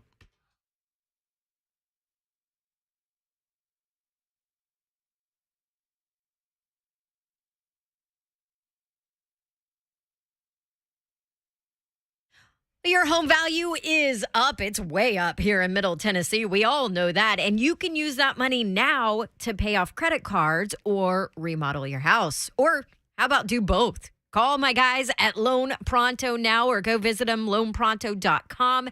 They can convert your home equity into cash in as little as 2 weeks. With no cost to you, by the way, and zero hassle. A lot of people are doing this. There's one local couple in Brentwood called Loan Pronto, did a zero-cost cash-out refi, got a check for $100,000, used half of it to pay off of their credit cards and a car loan, and used the rest of it to upgrade their master bathroom. Locked in their new APR in the twos, lowered their total monthly bills by hundreds of dollars, and guess what? You can do the same. Do it now. You could even skip your next 2 house payments. That's what I did. 615-499-5780 is the number. LoanPronto.com at 615-499-5780. Loan Pronto, Equal Housing Lender, NMLS 1661781. Subject to lender approval. Not all loans apply.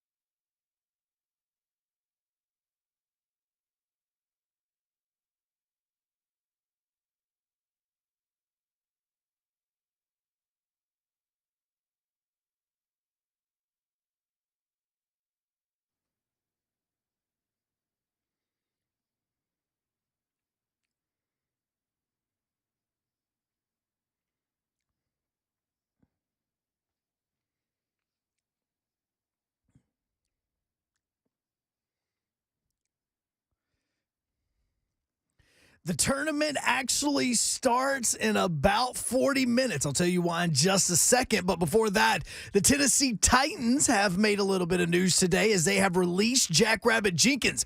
That is going to save them $6.5 million in cap space. Now, as far as the NCAA tournament is concerned, you have 2 play-in games tonight, 2 play-in games tomorrow. Both can be heard right here on 104.5 The Zone because, let's be honest, none of us know where True TV is on our remote.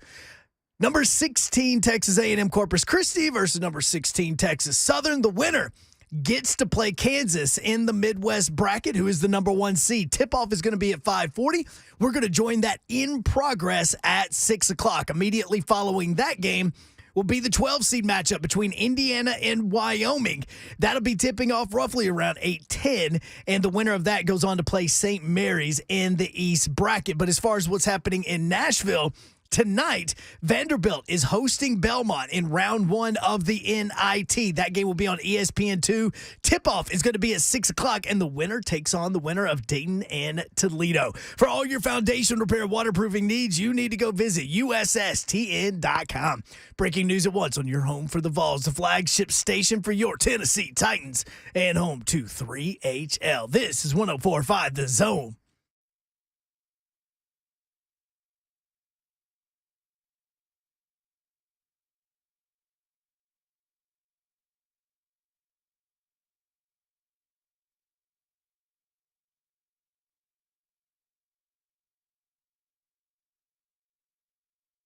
Third and final hour, 3HL on 104.5 The Zone. Happy Tuesday. Maybe you're on your way to see the battle in Nashville in Memorial Gymnasium as the Belmont Bruins take on the Commodores. Appreciate Casey Alexander joining us. If you've still got time before tip-off, like just in the commercial breaks, check out the podcast when you can. Casey Alexander, rate, review, subscribe, unsubscribe, resubscribe. On the 104.5 The Zone Podcast Network. Coming up, your chance to interact with the show as we ask the question, what do you want the Titans to do with the money they have in free agency? Overthecap.com has them around $4 million of cap space. Not a lot of room. 5. I thought it was 5. 4 to 5. Okay. But what should the Titans do with the money they have left? Will Bowling, Don Davenport with you. A well-deserved week off at the beach for our guys, Brent Doherty, Ron Slay, who have not interacted with the show on 104.5 The Zone TV today, and that makes Don Davenport happy. Yeah, because I yelled at them because they were both hanging out in the chat yesterday, and I'm like, y'all are on vacation. To be fair, both of them are typically interacting with like every show. Yes. In the Zone TV chat, where every time I've done J. Martin or Moan, they'll both check in. Yep. They are team players. They're that good is team for players. Sure. By the way, they are missing cake today. They are. I think it's for Pamela Furr. Our friend Pamela Furr is departing. Yes. We love her. This is the second time that she's her. departed on me as I've started working somewhere that she's working. Really? It must be you. I think that's what it is. I It's believe Joe it Hunk. is. It's a Joe Hunk problem. This happened in Huntsville. This is now happening here. There you go. That's exactly what it is. And she's like family. She knows my family. And she's leaving. Love She is. Pamela. By the way, Dawn, I did this on purpose. I stayed away from turning Zone TV on until you were done chewing. Oh, well, thank you. Joe, This cake is don't pull legit. something, reaching around and patting yourself on the back there, bud. Come on. I know. Well, I did it because I I could took hear this- her yelling at me if I hadn't. I bent over and took this massive bite of cake. Yeah. And then I realized my camera has It's on that since side. moved. So it's now on the left We've side. got cameras moving all over the place in here. The Yeah. digital executive producer is never consulted on these things. Is that you? Yes, of course. I didn't realize that's your Digital actual executive title. producer of Digital Enterprises. That was Digital the dude. reason that one was done was because Dawn was getting too close of a close up. Yeah. So we had to slide nice. it over to the left. But the fair. benefit is the fact that now the sun doesn't come in on her. Sun on goes down. Yes. Don't look at her doing the dance. That's the reason why we Just- slid it over. It's like Pavlov. Just what's my arm doing? I'm doing a TikTok dance. But anyway, so the cake's good. And It is thank you good. for not turning the camera on while I stuffed my face. No problem. I noticed both of you guys were eating, and I was like, I'm just going to wait. Well, and I'm just just wait a going to It's good producing. do my top of the hour without the camera. The eating schedule of this show is the best one of doing any show. Like, I'm at the point now where, like, doing mornings, like I would try Mornings to are like brutal. make my breakfast the night before. which was just a protein shake. Like I would grind the coffee beans, like where I just had to like push start in the morning and then have like a protein shake in the fridge. And then I would walk out like middle of the day. You're like a little bit too late for breakfast, but you're too early for lunch sometimes. Yeah. This is like the ideal one. Yes. I don't You like can eat routine, lunch but I need it. before. Yes. Oh, you don't like routine? Give me a break. I don't. You're like the most organized, like you think I'm organized? anal, like needs routine. Well, that's when it comes to like my work, because like that's like I need to be at my best working wise. I have to be organized, but like you were probably the first person in my 24 and a half years that has called me really organized. Well, I only see your that's work fair. side of you. That's fair. So if we walked into your house, would it be Oh, like God. orders? Where there's just boxes and stuff everywhere? So my roommate is. I don't want to know about this side of you. I like you as. Thank you for the friendship talk. Really appreciate that. I want to know nothing about you as a person. There's a None. line. Hold on. We're not Get out of crossing here it. with that. We're not friends. But you're- 615-737-104. No You're personal messing talk. with my like perfect picture of you, young Will. Oh, Lord, you know I'm not perfect. Well, Not I know. like just- I tell you when you're not, but you know You're what usually I mean? the first you're. I don't know what you're talking about. Very organized is the I'm mental not- image that we all have. of you. Yes, and It's I like the- that mental Yes. image. Well, and we have similar processes of planning for shows and like putting things do. on paper. And I think part of that, just Going like for through me everything. professionally, comes from like the first thing I ever did in this business was I was a freshman in high school broadcasting football games. Like I try to treat it more like game prep than I even do like traditional show prep. Right. Like my brother and I, when we did the Nashville SC game a couple weeks ago, like he like word for Which word. is pretty cool that you are Yeah. doing it with your brother. Like our pregame shows are like it's scripted out as much as you can. Like that was a John Ward method. Like John Ward would script a lot of the open and the pregame and things of that nature. And everybody has their different processes, but this is the only aspect of my life where I'm organized. The only one. Well, it's the important one. I never would have guessed that. You really? I'll be I honest wouldn't. with you. Are you kidding? Never No. would have guessed. So that. my roommate's an accountant and he's in busy season right now. And like there are yeah. like we can't like it's just nothing's getting done in our apartment. Like it's There's just dirty dishes. and it's my fault because like he like is It's like his busy season. You got to step up to I know. the plate. Well, and he will get like meals at work where like they'll all like order in stuff because they're there till like midnight. oh yeah, it's tax season, baby. Oh, God, that's like wild. my hell. Not doing That It's would very be, taxing. No, yeah. Isn't he an Auburn guy? Yes, he is. it. Took me a second to find the button. The buttons Thank have you. moved here. I had to find the button. everyone in my life has an Auburn connection. Everyone. My best friends from high school, my best friend from church who I live with now, then all of like their friends that like have moved back here because people from Auburn like moved to Nashville. Like Well, that's like a people- thing. Just It's a everyone very moves to big Nashville. SEC Yeah, it is. hub. It used to be everybody graduated and moved to Atlanta, and I Right. feel like now everybody in Right. the SEC graduates and moves to Nashville. Because Yes. in Alabama, there's nowhere good to move. Like you're just moving Yeah. away from everything. Birmingham's not bad. No, Birmingham- everybody's moving out of Birmingham. Like Really? Birmingham Metro is still considered the largest city in Birmingham Metro is now the second largest city in Oh. the state of Alabama. Huntsville's the first largest. Interesting. A lot of people are moving to Huntsville, I feel Yes. like. But in Huntsville, there's nothing to do. The trash pandas got there, and then That's it. the waves started coming in. Yeah, that's it. You get trash pandas, and now everybody's like, they've got a cool stadium on the interstate. Let's go. Right. But there's nothing else. There's nothing else to do there, like there is here. Yeah. So everybody in Huntsville There's always comes something up to do here in Oh, Nashville. absolutely. Ugh, I love this city. I mean, 90% of my update just a second ago is, hey, this is happening over Yeah. here. This is happening over here. Well, and this is happening there. That's interesting too because like the era of Nashville, like my brother and sister grew up in, like people that know me know I have siblings that are 12 and 10 years older than me. Mhm. Like they grew up where like after church on Wednesdays, they would just go to the Vandy basketball game. Like they like both went to UT. Like we're a Tennessee family, always have been.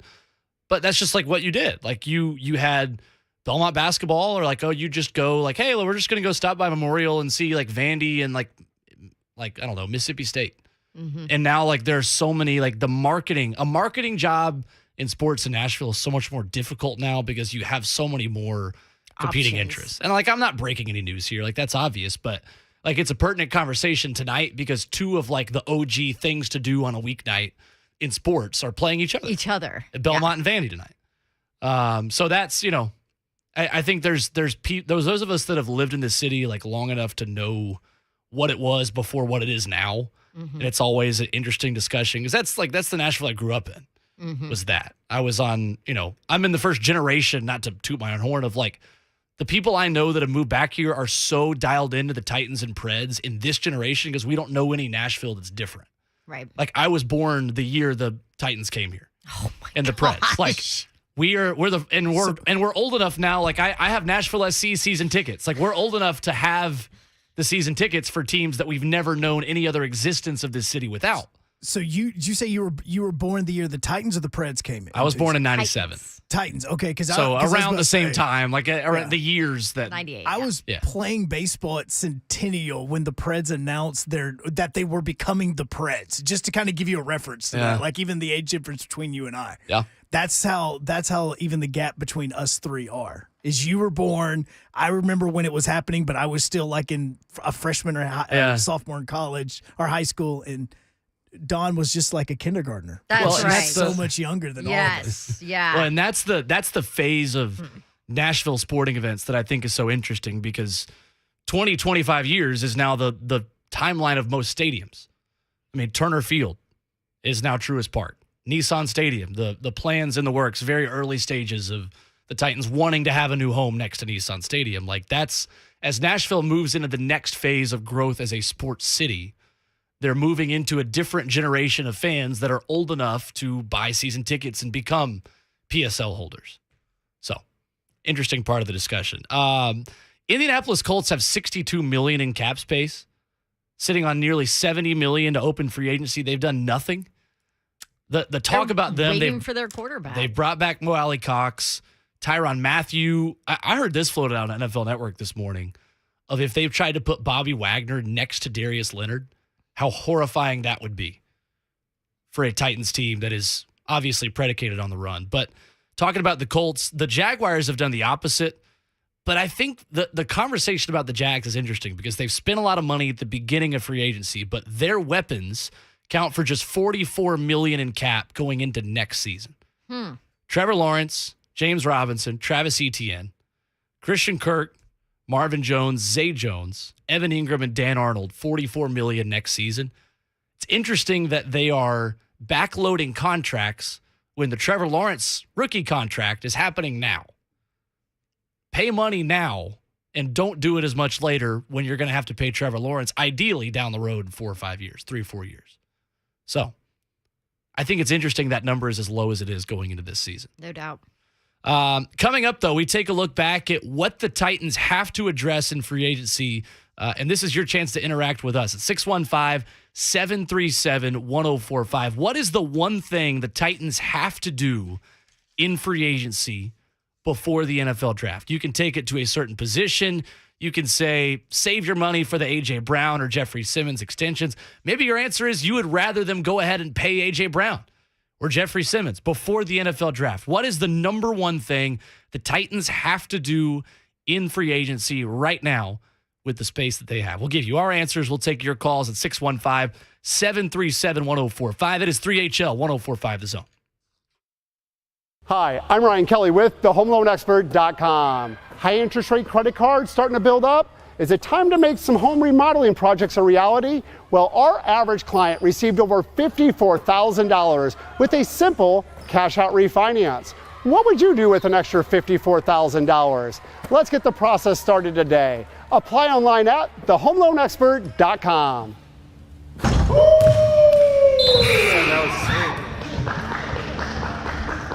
Season tickets for the Preds 2022-2023 season, they are on sale now. Preds are actually playing tonight, and if you've never been to a Preds game, seriously, it is such an amazing experience. Right now, they have full, half, and quarter season plans available.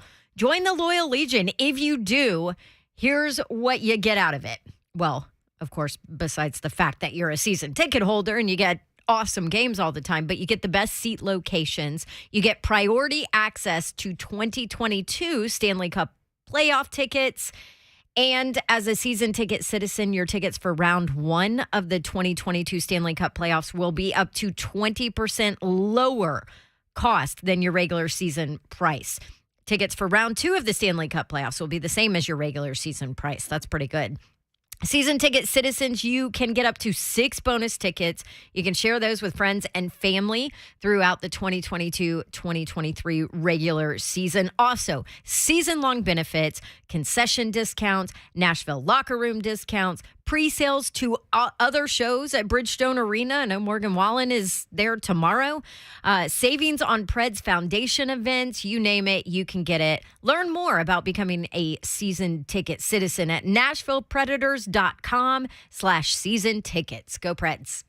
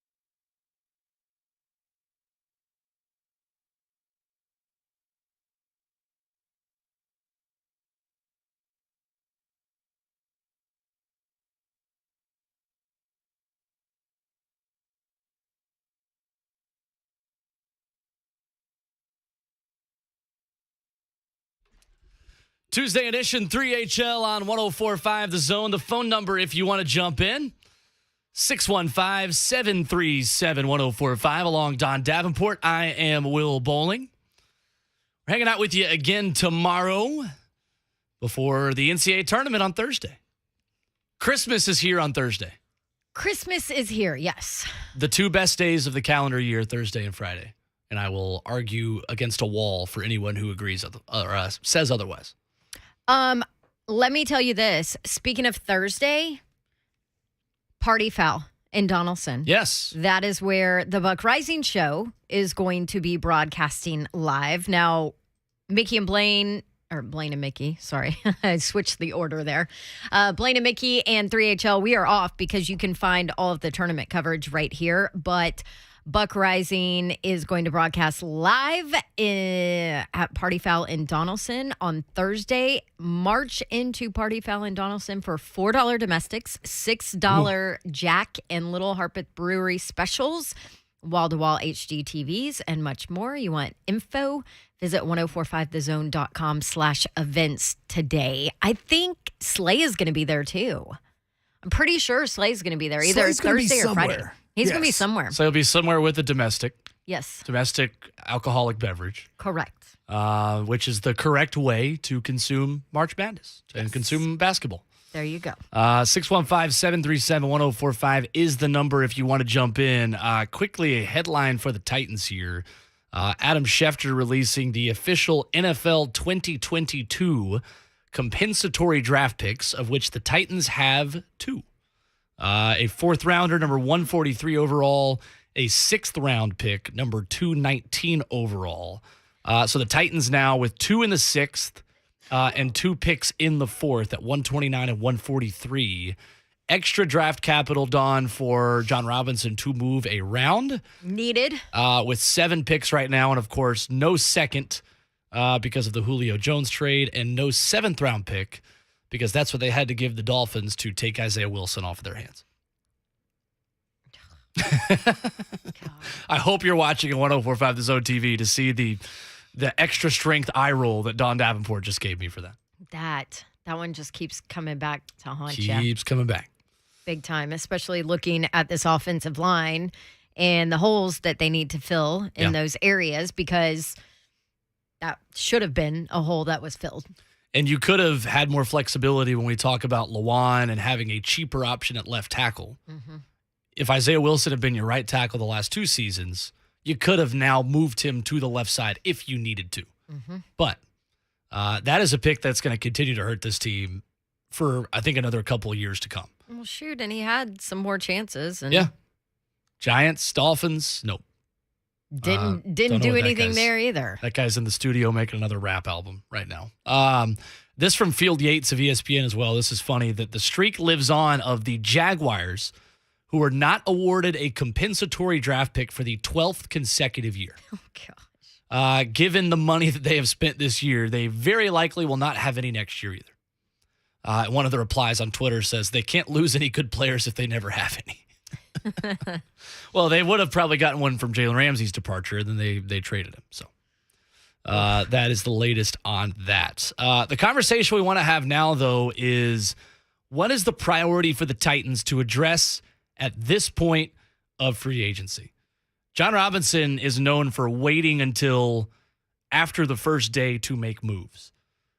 In his time in Tennessee, in his first 3 years, he made 0 signings on the first day of the illegal tampering period. Last year was the anomaly. He got Danico Autry, he got Bud Dupree last season on day one and spent a good chunk of change. But now you've brought back Ben Jones. You've brought back Jeff Swaim. You've got, let's conservatively say, $5 million, pending any further restructures, any further cuts that this team will make. You've got about $5 to $7 million to play with right now. What is the move that you think this team has to make in free agency?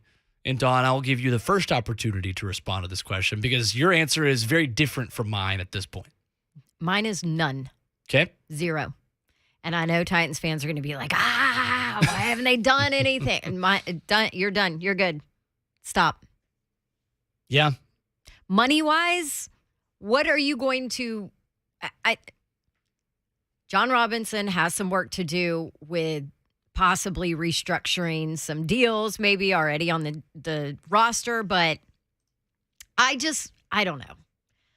I look at the available options for the positions of need for the Titans, and none of them that I consider worthy, I think, fit under their budget. Right. If that makes sense. And you're talking to somebody who goes over her budget on absolutely everything in my entire life all the time. Yeah. I'm terrible on budget, but I feel like with where the Titans are right now, that there are not any free agent options that you can make work at that number. Yeah, and I think for the $5 million number specifically, there is not a starting caliber player out there at that price that's going to make you much better than you are right now. You're looking at a second tight end. Mm-hmm. You're looking at a veteran corner to fill in the gap of Jackrabbit Jenkins because you need a contingency in case Caleb Farley is not 100% for training camp and for week one. And it seems like you're putting your eggs in the Caleb Farley We could do a basket. whole hour of this show just on that. Yeah. Of what the Titans do at corner. Maybe we'll do that tomorrow. Let's add that to our list. But that is the discussion we're at this point is what are the complementary pieces that are available at that price? Mm-hmm. When I look at that price, I think of a second tight end. We talked about Max Williams coming over from the Arizona Cardinals, a guy that you're going to be able to get on low budget coming off of an injury, which is why Arizona had to go get Zach Ertz, like you heard Greg Cosell say earlier on in the show, a guy that's probably going to be available for $3 or $4 million of a cap hit this season. That's a guy that would make sense to me. Look at a guy. But he's never been he's not a number big one time receiver either for his teams. And I think at the tight end position specifically, you have to get a versatile piece at that spot that's going to be a little more undervalued as a wide receiver because I think your receiving tight end is going to come out of the draft. I don't think it's outside the realm of possibilities that you draft two tight ends at this point. If you trade back, if you can get more draft capital, I mean, we're looking at the possibility. Titans have one tight end on the roster right now, Jeff Swaim. You're going to have three that make this team out of camp. That's the way it's always worked with this team. It's going to be Jeff Swaim, and it's going to be a receiving tight end out of the draft, I think, and somebody else. It could be a day three guy that you think is more of a project, like a Jelani Woods, who we talked with Greg Cosell about. I think that comes in the form of an older veteran, a Max Williams, an O.J. Howard. He's not old. He's outside of his first deal with Tampa. I don't understand why O.J. Howard has not turned into more in the NFL. That's the question. And I mean, do you want to take a chance on that? Because the opportunity was there prior to Gronk. It was. And he was okay with Jameis. He was okay. But he was never great. And we talked about this yesterday a little bit, too, with Chris Williams, that the two tight ends not named Kyle Pitts and Pat Freiermuth last year didn't have 200 yards receiving in the NFL. Tommy Tremble and Brevin Jordan. That's the kind of piece that you're going to get in day 2 or 3 in the draft. Obviously, not every draft class is created equal at those positions. There doesn't seem to be a round 1 grade on any of these tight ends this year. We talked about Trey McBride at Colorado State. That's a guy many have early in the second round, middle, late second round guy. That's your leader at the tight end position alongside Jalen Weidermeyer coming out of Texas A&M. I think you've got to pair. I loved him in college, Really? by the way. Yeah. Interesting. So did Jimbo. Yeah. He's an interesting guy. You're not going to find a tight end one a la TJ Hawkinson.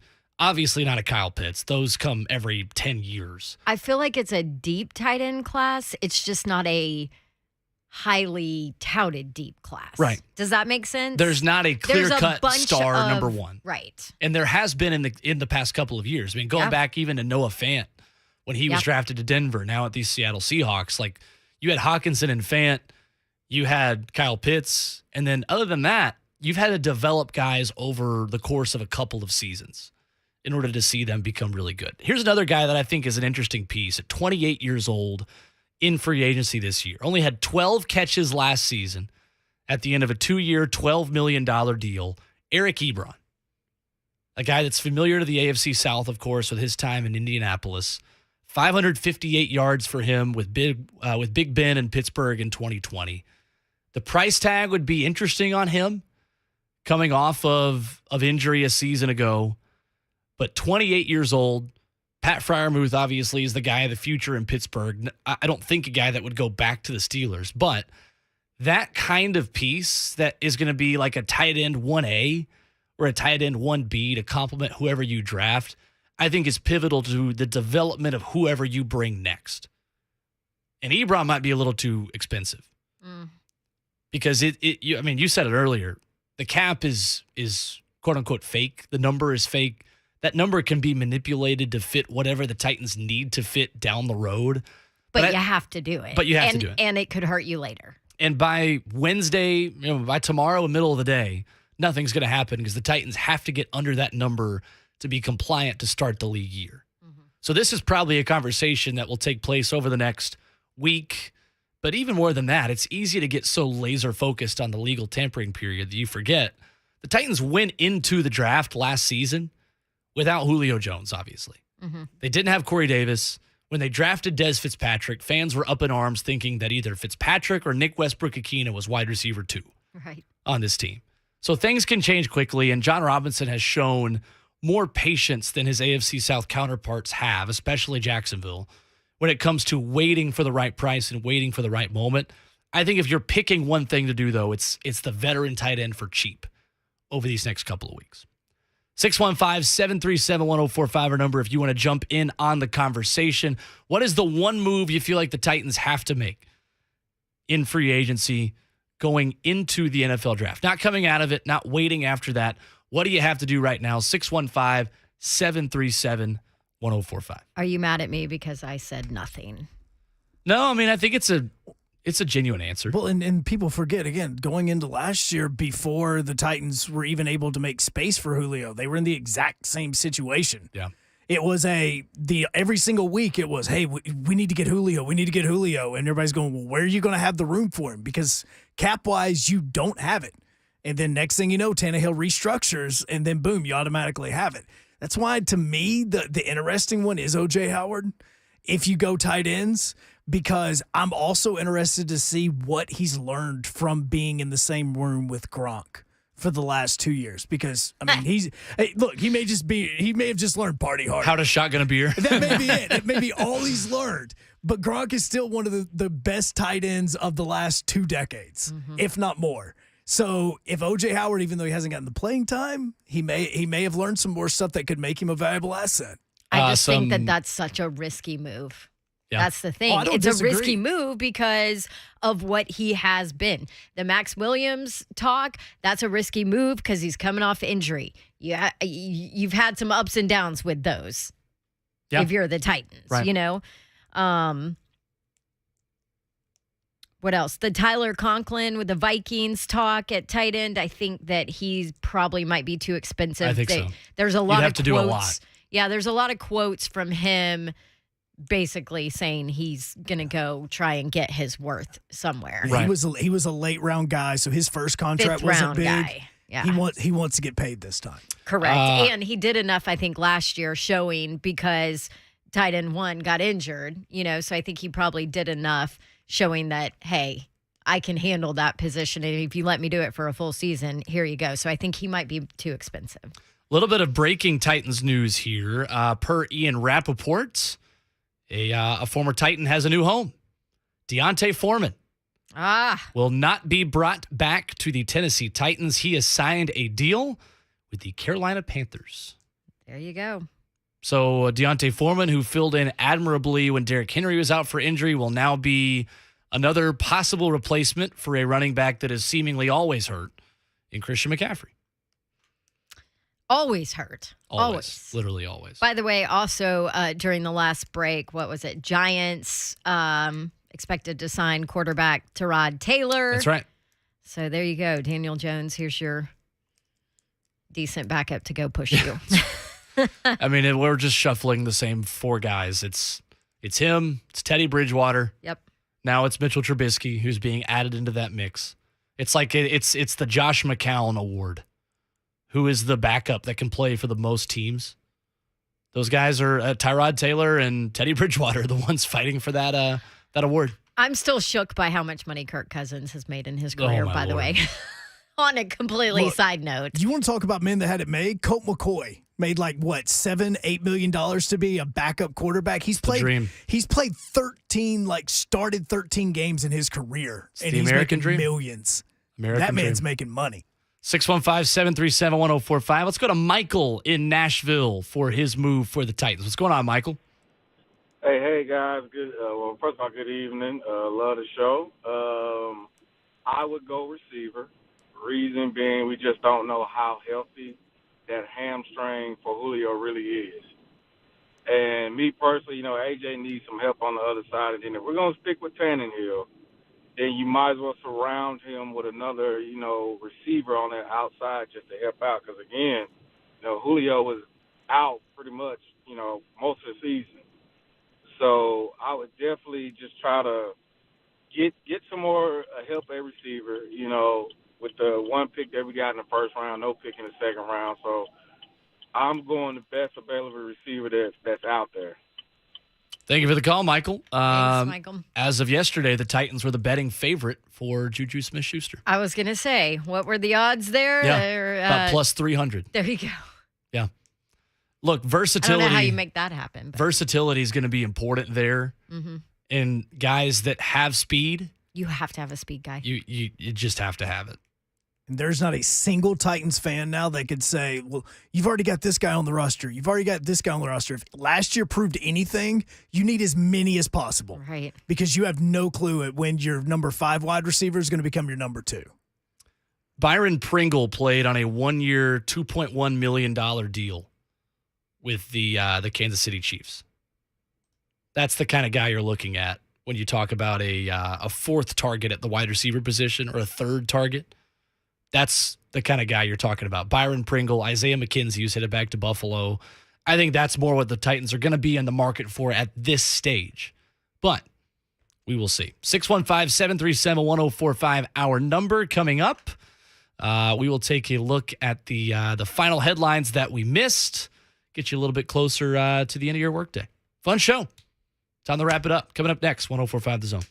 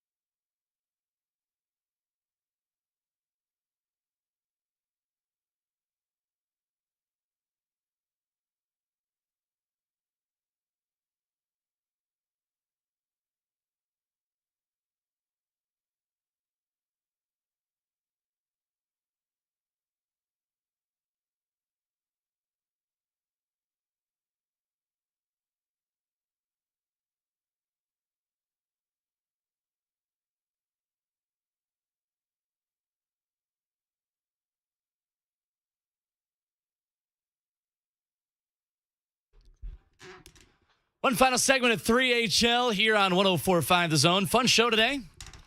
Appreciate Allan Bell, Greg Cosell, Casey Alexander for joining the conversation. Hit the podcast feed if you have not done so already. Will Bowling, Don Davenport, our Joe Hunk, our producer, as always. It flies by. Time flies when you're having fun, young right. Will. And when you're eating cake. That too. That helps. Coming up tomorrow, we've got one more show of the week, and then it's basketball time in Tennessee. Thursday and Friday. Yes. why did you look at me like I was? You just forgot about that. Because I know what you were doing. Yeah. Basketball time in Tennessee. Tennessee and Longwood Thursday at 1:45. Kentucky. Be honest. Did you know where Longwood was located? I did not. I'm usually pretty good. Virginia. I'm usually pretty good at knowing mascots because that's like the plus of growing up playing like all the college video games I played. Do you know Longwood's mascot? The Lancers. There you go. Yep. I just knew that from this week, but there are like some really random ones. Like we always played sports trivia as like our friends Tuesday nights in Knoxville at the sports bar. And that was like the category I was always best at, was knowing really, really random nicknames of teams. That was about it. That's my claim to fame. Well, you're probably going to hear a lot about their coach, right, who left his lucrative, $800,000 law career to go and coach Longwood. Pretty good. Yeah. Longwood. Tennessee fans are going to be annoyed by it, I'm sure. It's interesting. Tennessee is taking their own charter plane and their own charter to Indy. Longwood is not. Like, you can either take what the NCAA tournament gives you because they will provide a charter. Tennessee said, nope, we're sticking with the same routine, the same everything we've done all season. And there were teams as of today that still had no idea how they were getting to Indy, when they needed to be at the airport, where they needed to be. This is like a whole thing. Because the NCAA is in charge of it? Because they haven't finalized the details yet. Classic. I'm shocked. From the group that brought you a 3-year later punishment for Will Wade. Right? We didn't even talk about that yesterday. I mean, LSU is going to get crushed by the NCAA. Because this is going to be the biggest punishment in a hot minute. Yeah, because they flew in the face of it. And basically did that. That they're the only school that did not take any action whatsoever. They basically went onto the court every single night with birds in the air to the NCAA going, do something. They suspended Will Wade guess what? for It 5 worked for weeks. 3 years. It did. I thought this was interesting, too. The coaches that were fired this past weekend were 1-11 against Will Wade. Conzo Martin, Frank Martin, and Tom Crean. 1-11 against Will Wade. So when you talk about if LSU had not been as strong of a program or had more sanctions, you might be talking about other coaches that could still have their jobs. That's a little dramatic. Is it? I mean, LSU is not going to be. It's not like you're winning a whole lot of other. First of all, the Georgia wouldn't throw that one out. debacle. But I'm not saying it would have been enough to save those guys' jobs. But when you look at the lasting impact of just flying and spitting in the face of the NCAA and saying we're going to do this our way, you can throw that. You can make your point in that way, but those guys wouldn't have still had jobs. But it's an interesting part of the discussion that I don't think is talked about enough when you talk about guys that are clearly just not following the rules and are perfectly okay with it. I mean, 7 level 1 violations. They paid him $7.3 million. LSU paid Will Wade from the time that he was reinstated from his 5-week suspension to now. And it makes LSU a really interesting team to watch in the tournament, because does that group rally around them and say it's us against the world, or are they just completely lost? I would hope they do.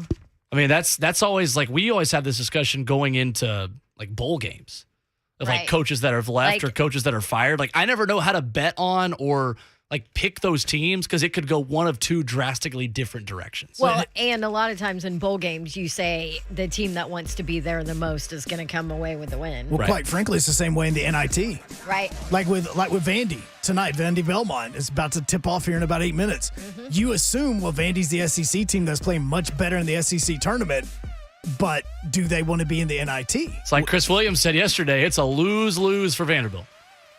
There is a lot more pressure on Vanderbilt than there is Belmont tonight. Yep. That's going to be a good one. Fun show today. Appreciate you hanging out with us. And Dawn, we've got one more show together coming up tomorrow. Yes. Should I bring the cake tomorrow or should you? Because I feel like we've got to continue eating cake because that was really good. That's on you, young Will. Perfect. Sounds good. Back at it again tomorrow, 3 o'clock. The first you better four. bake it, too. Coming up next. That's not going to go well for any of us. NCAA tournament starting now on 104.5 The Zone. See ya. See ya.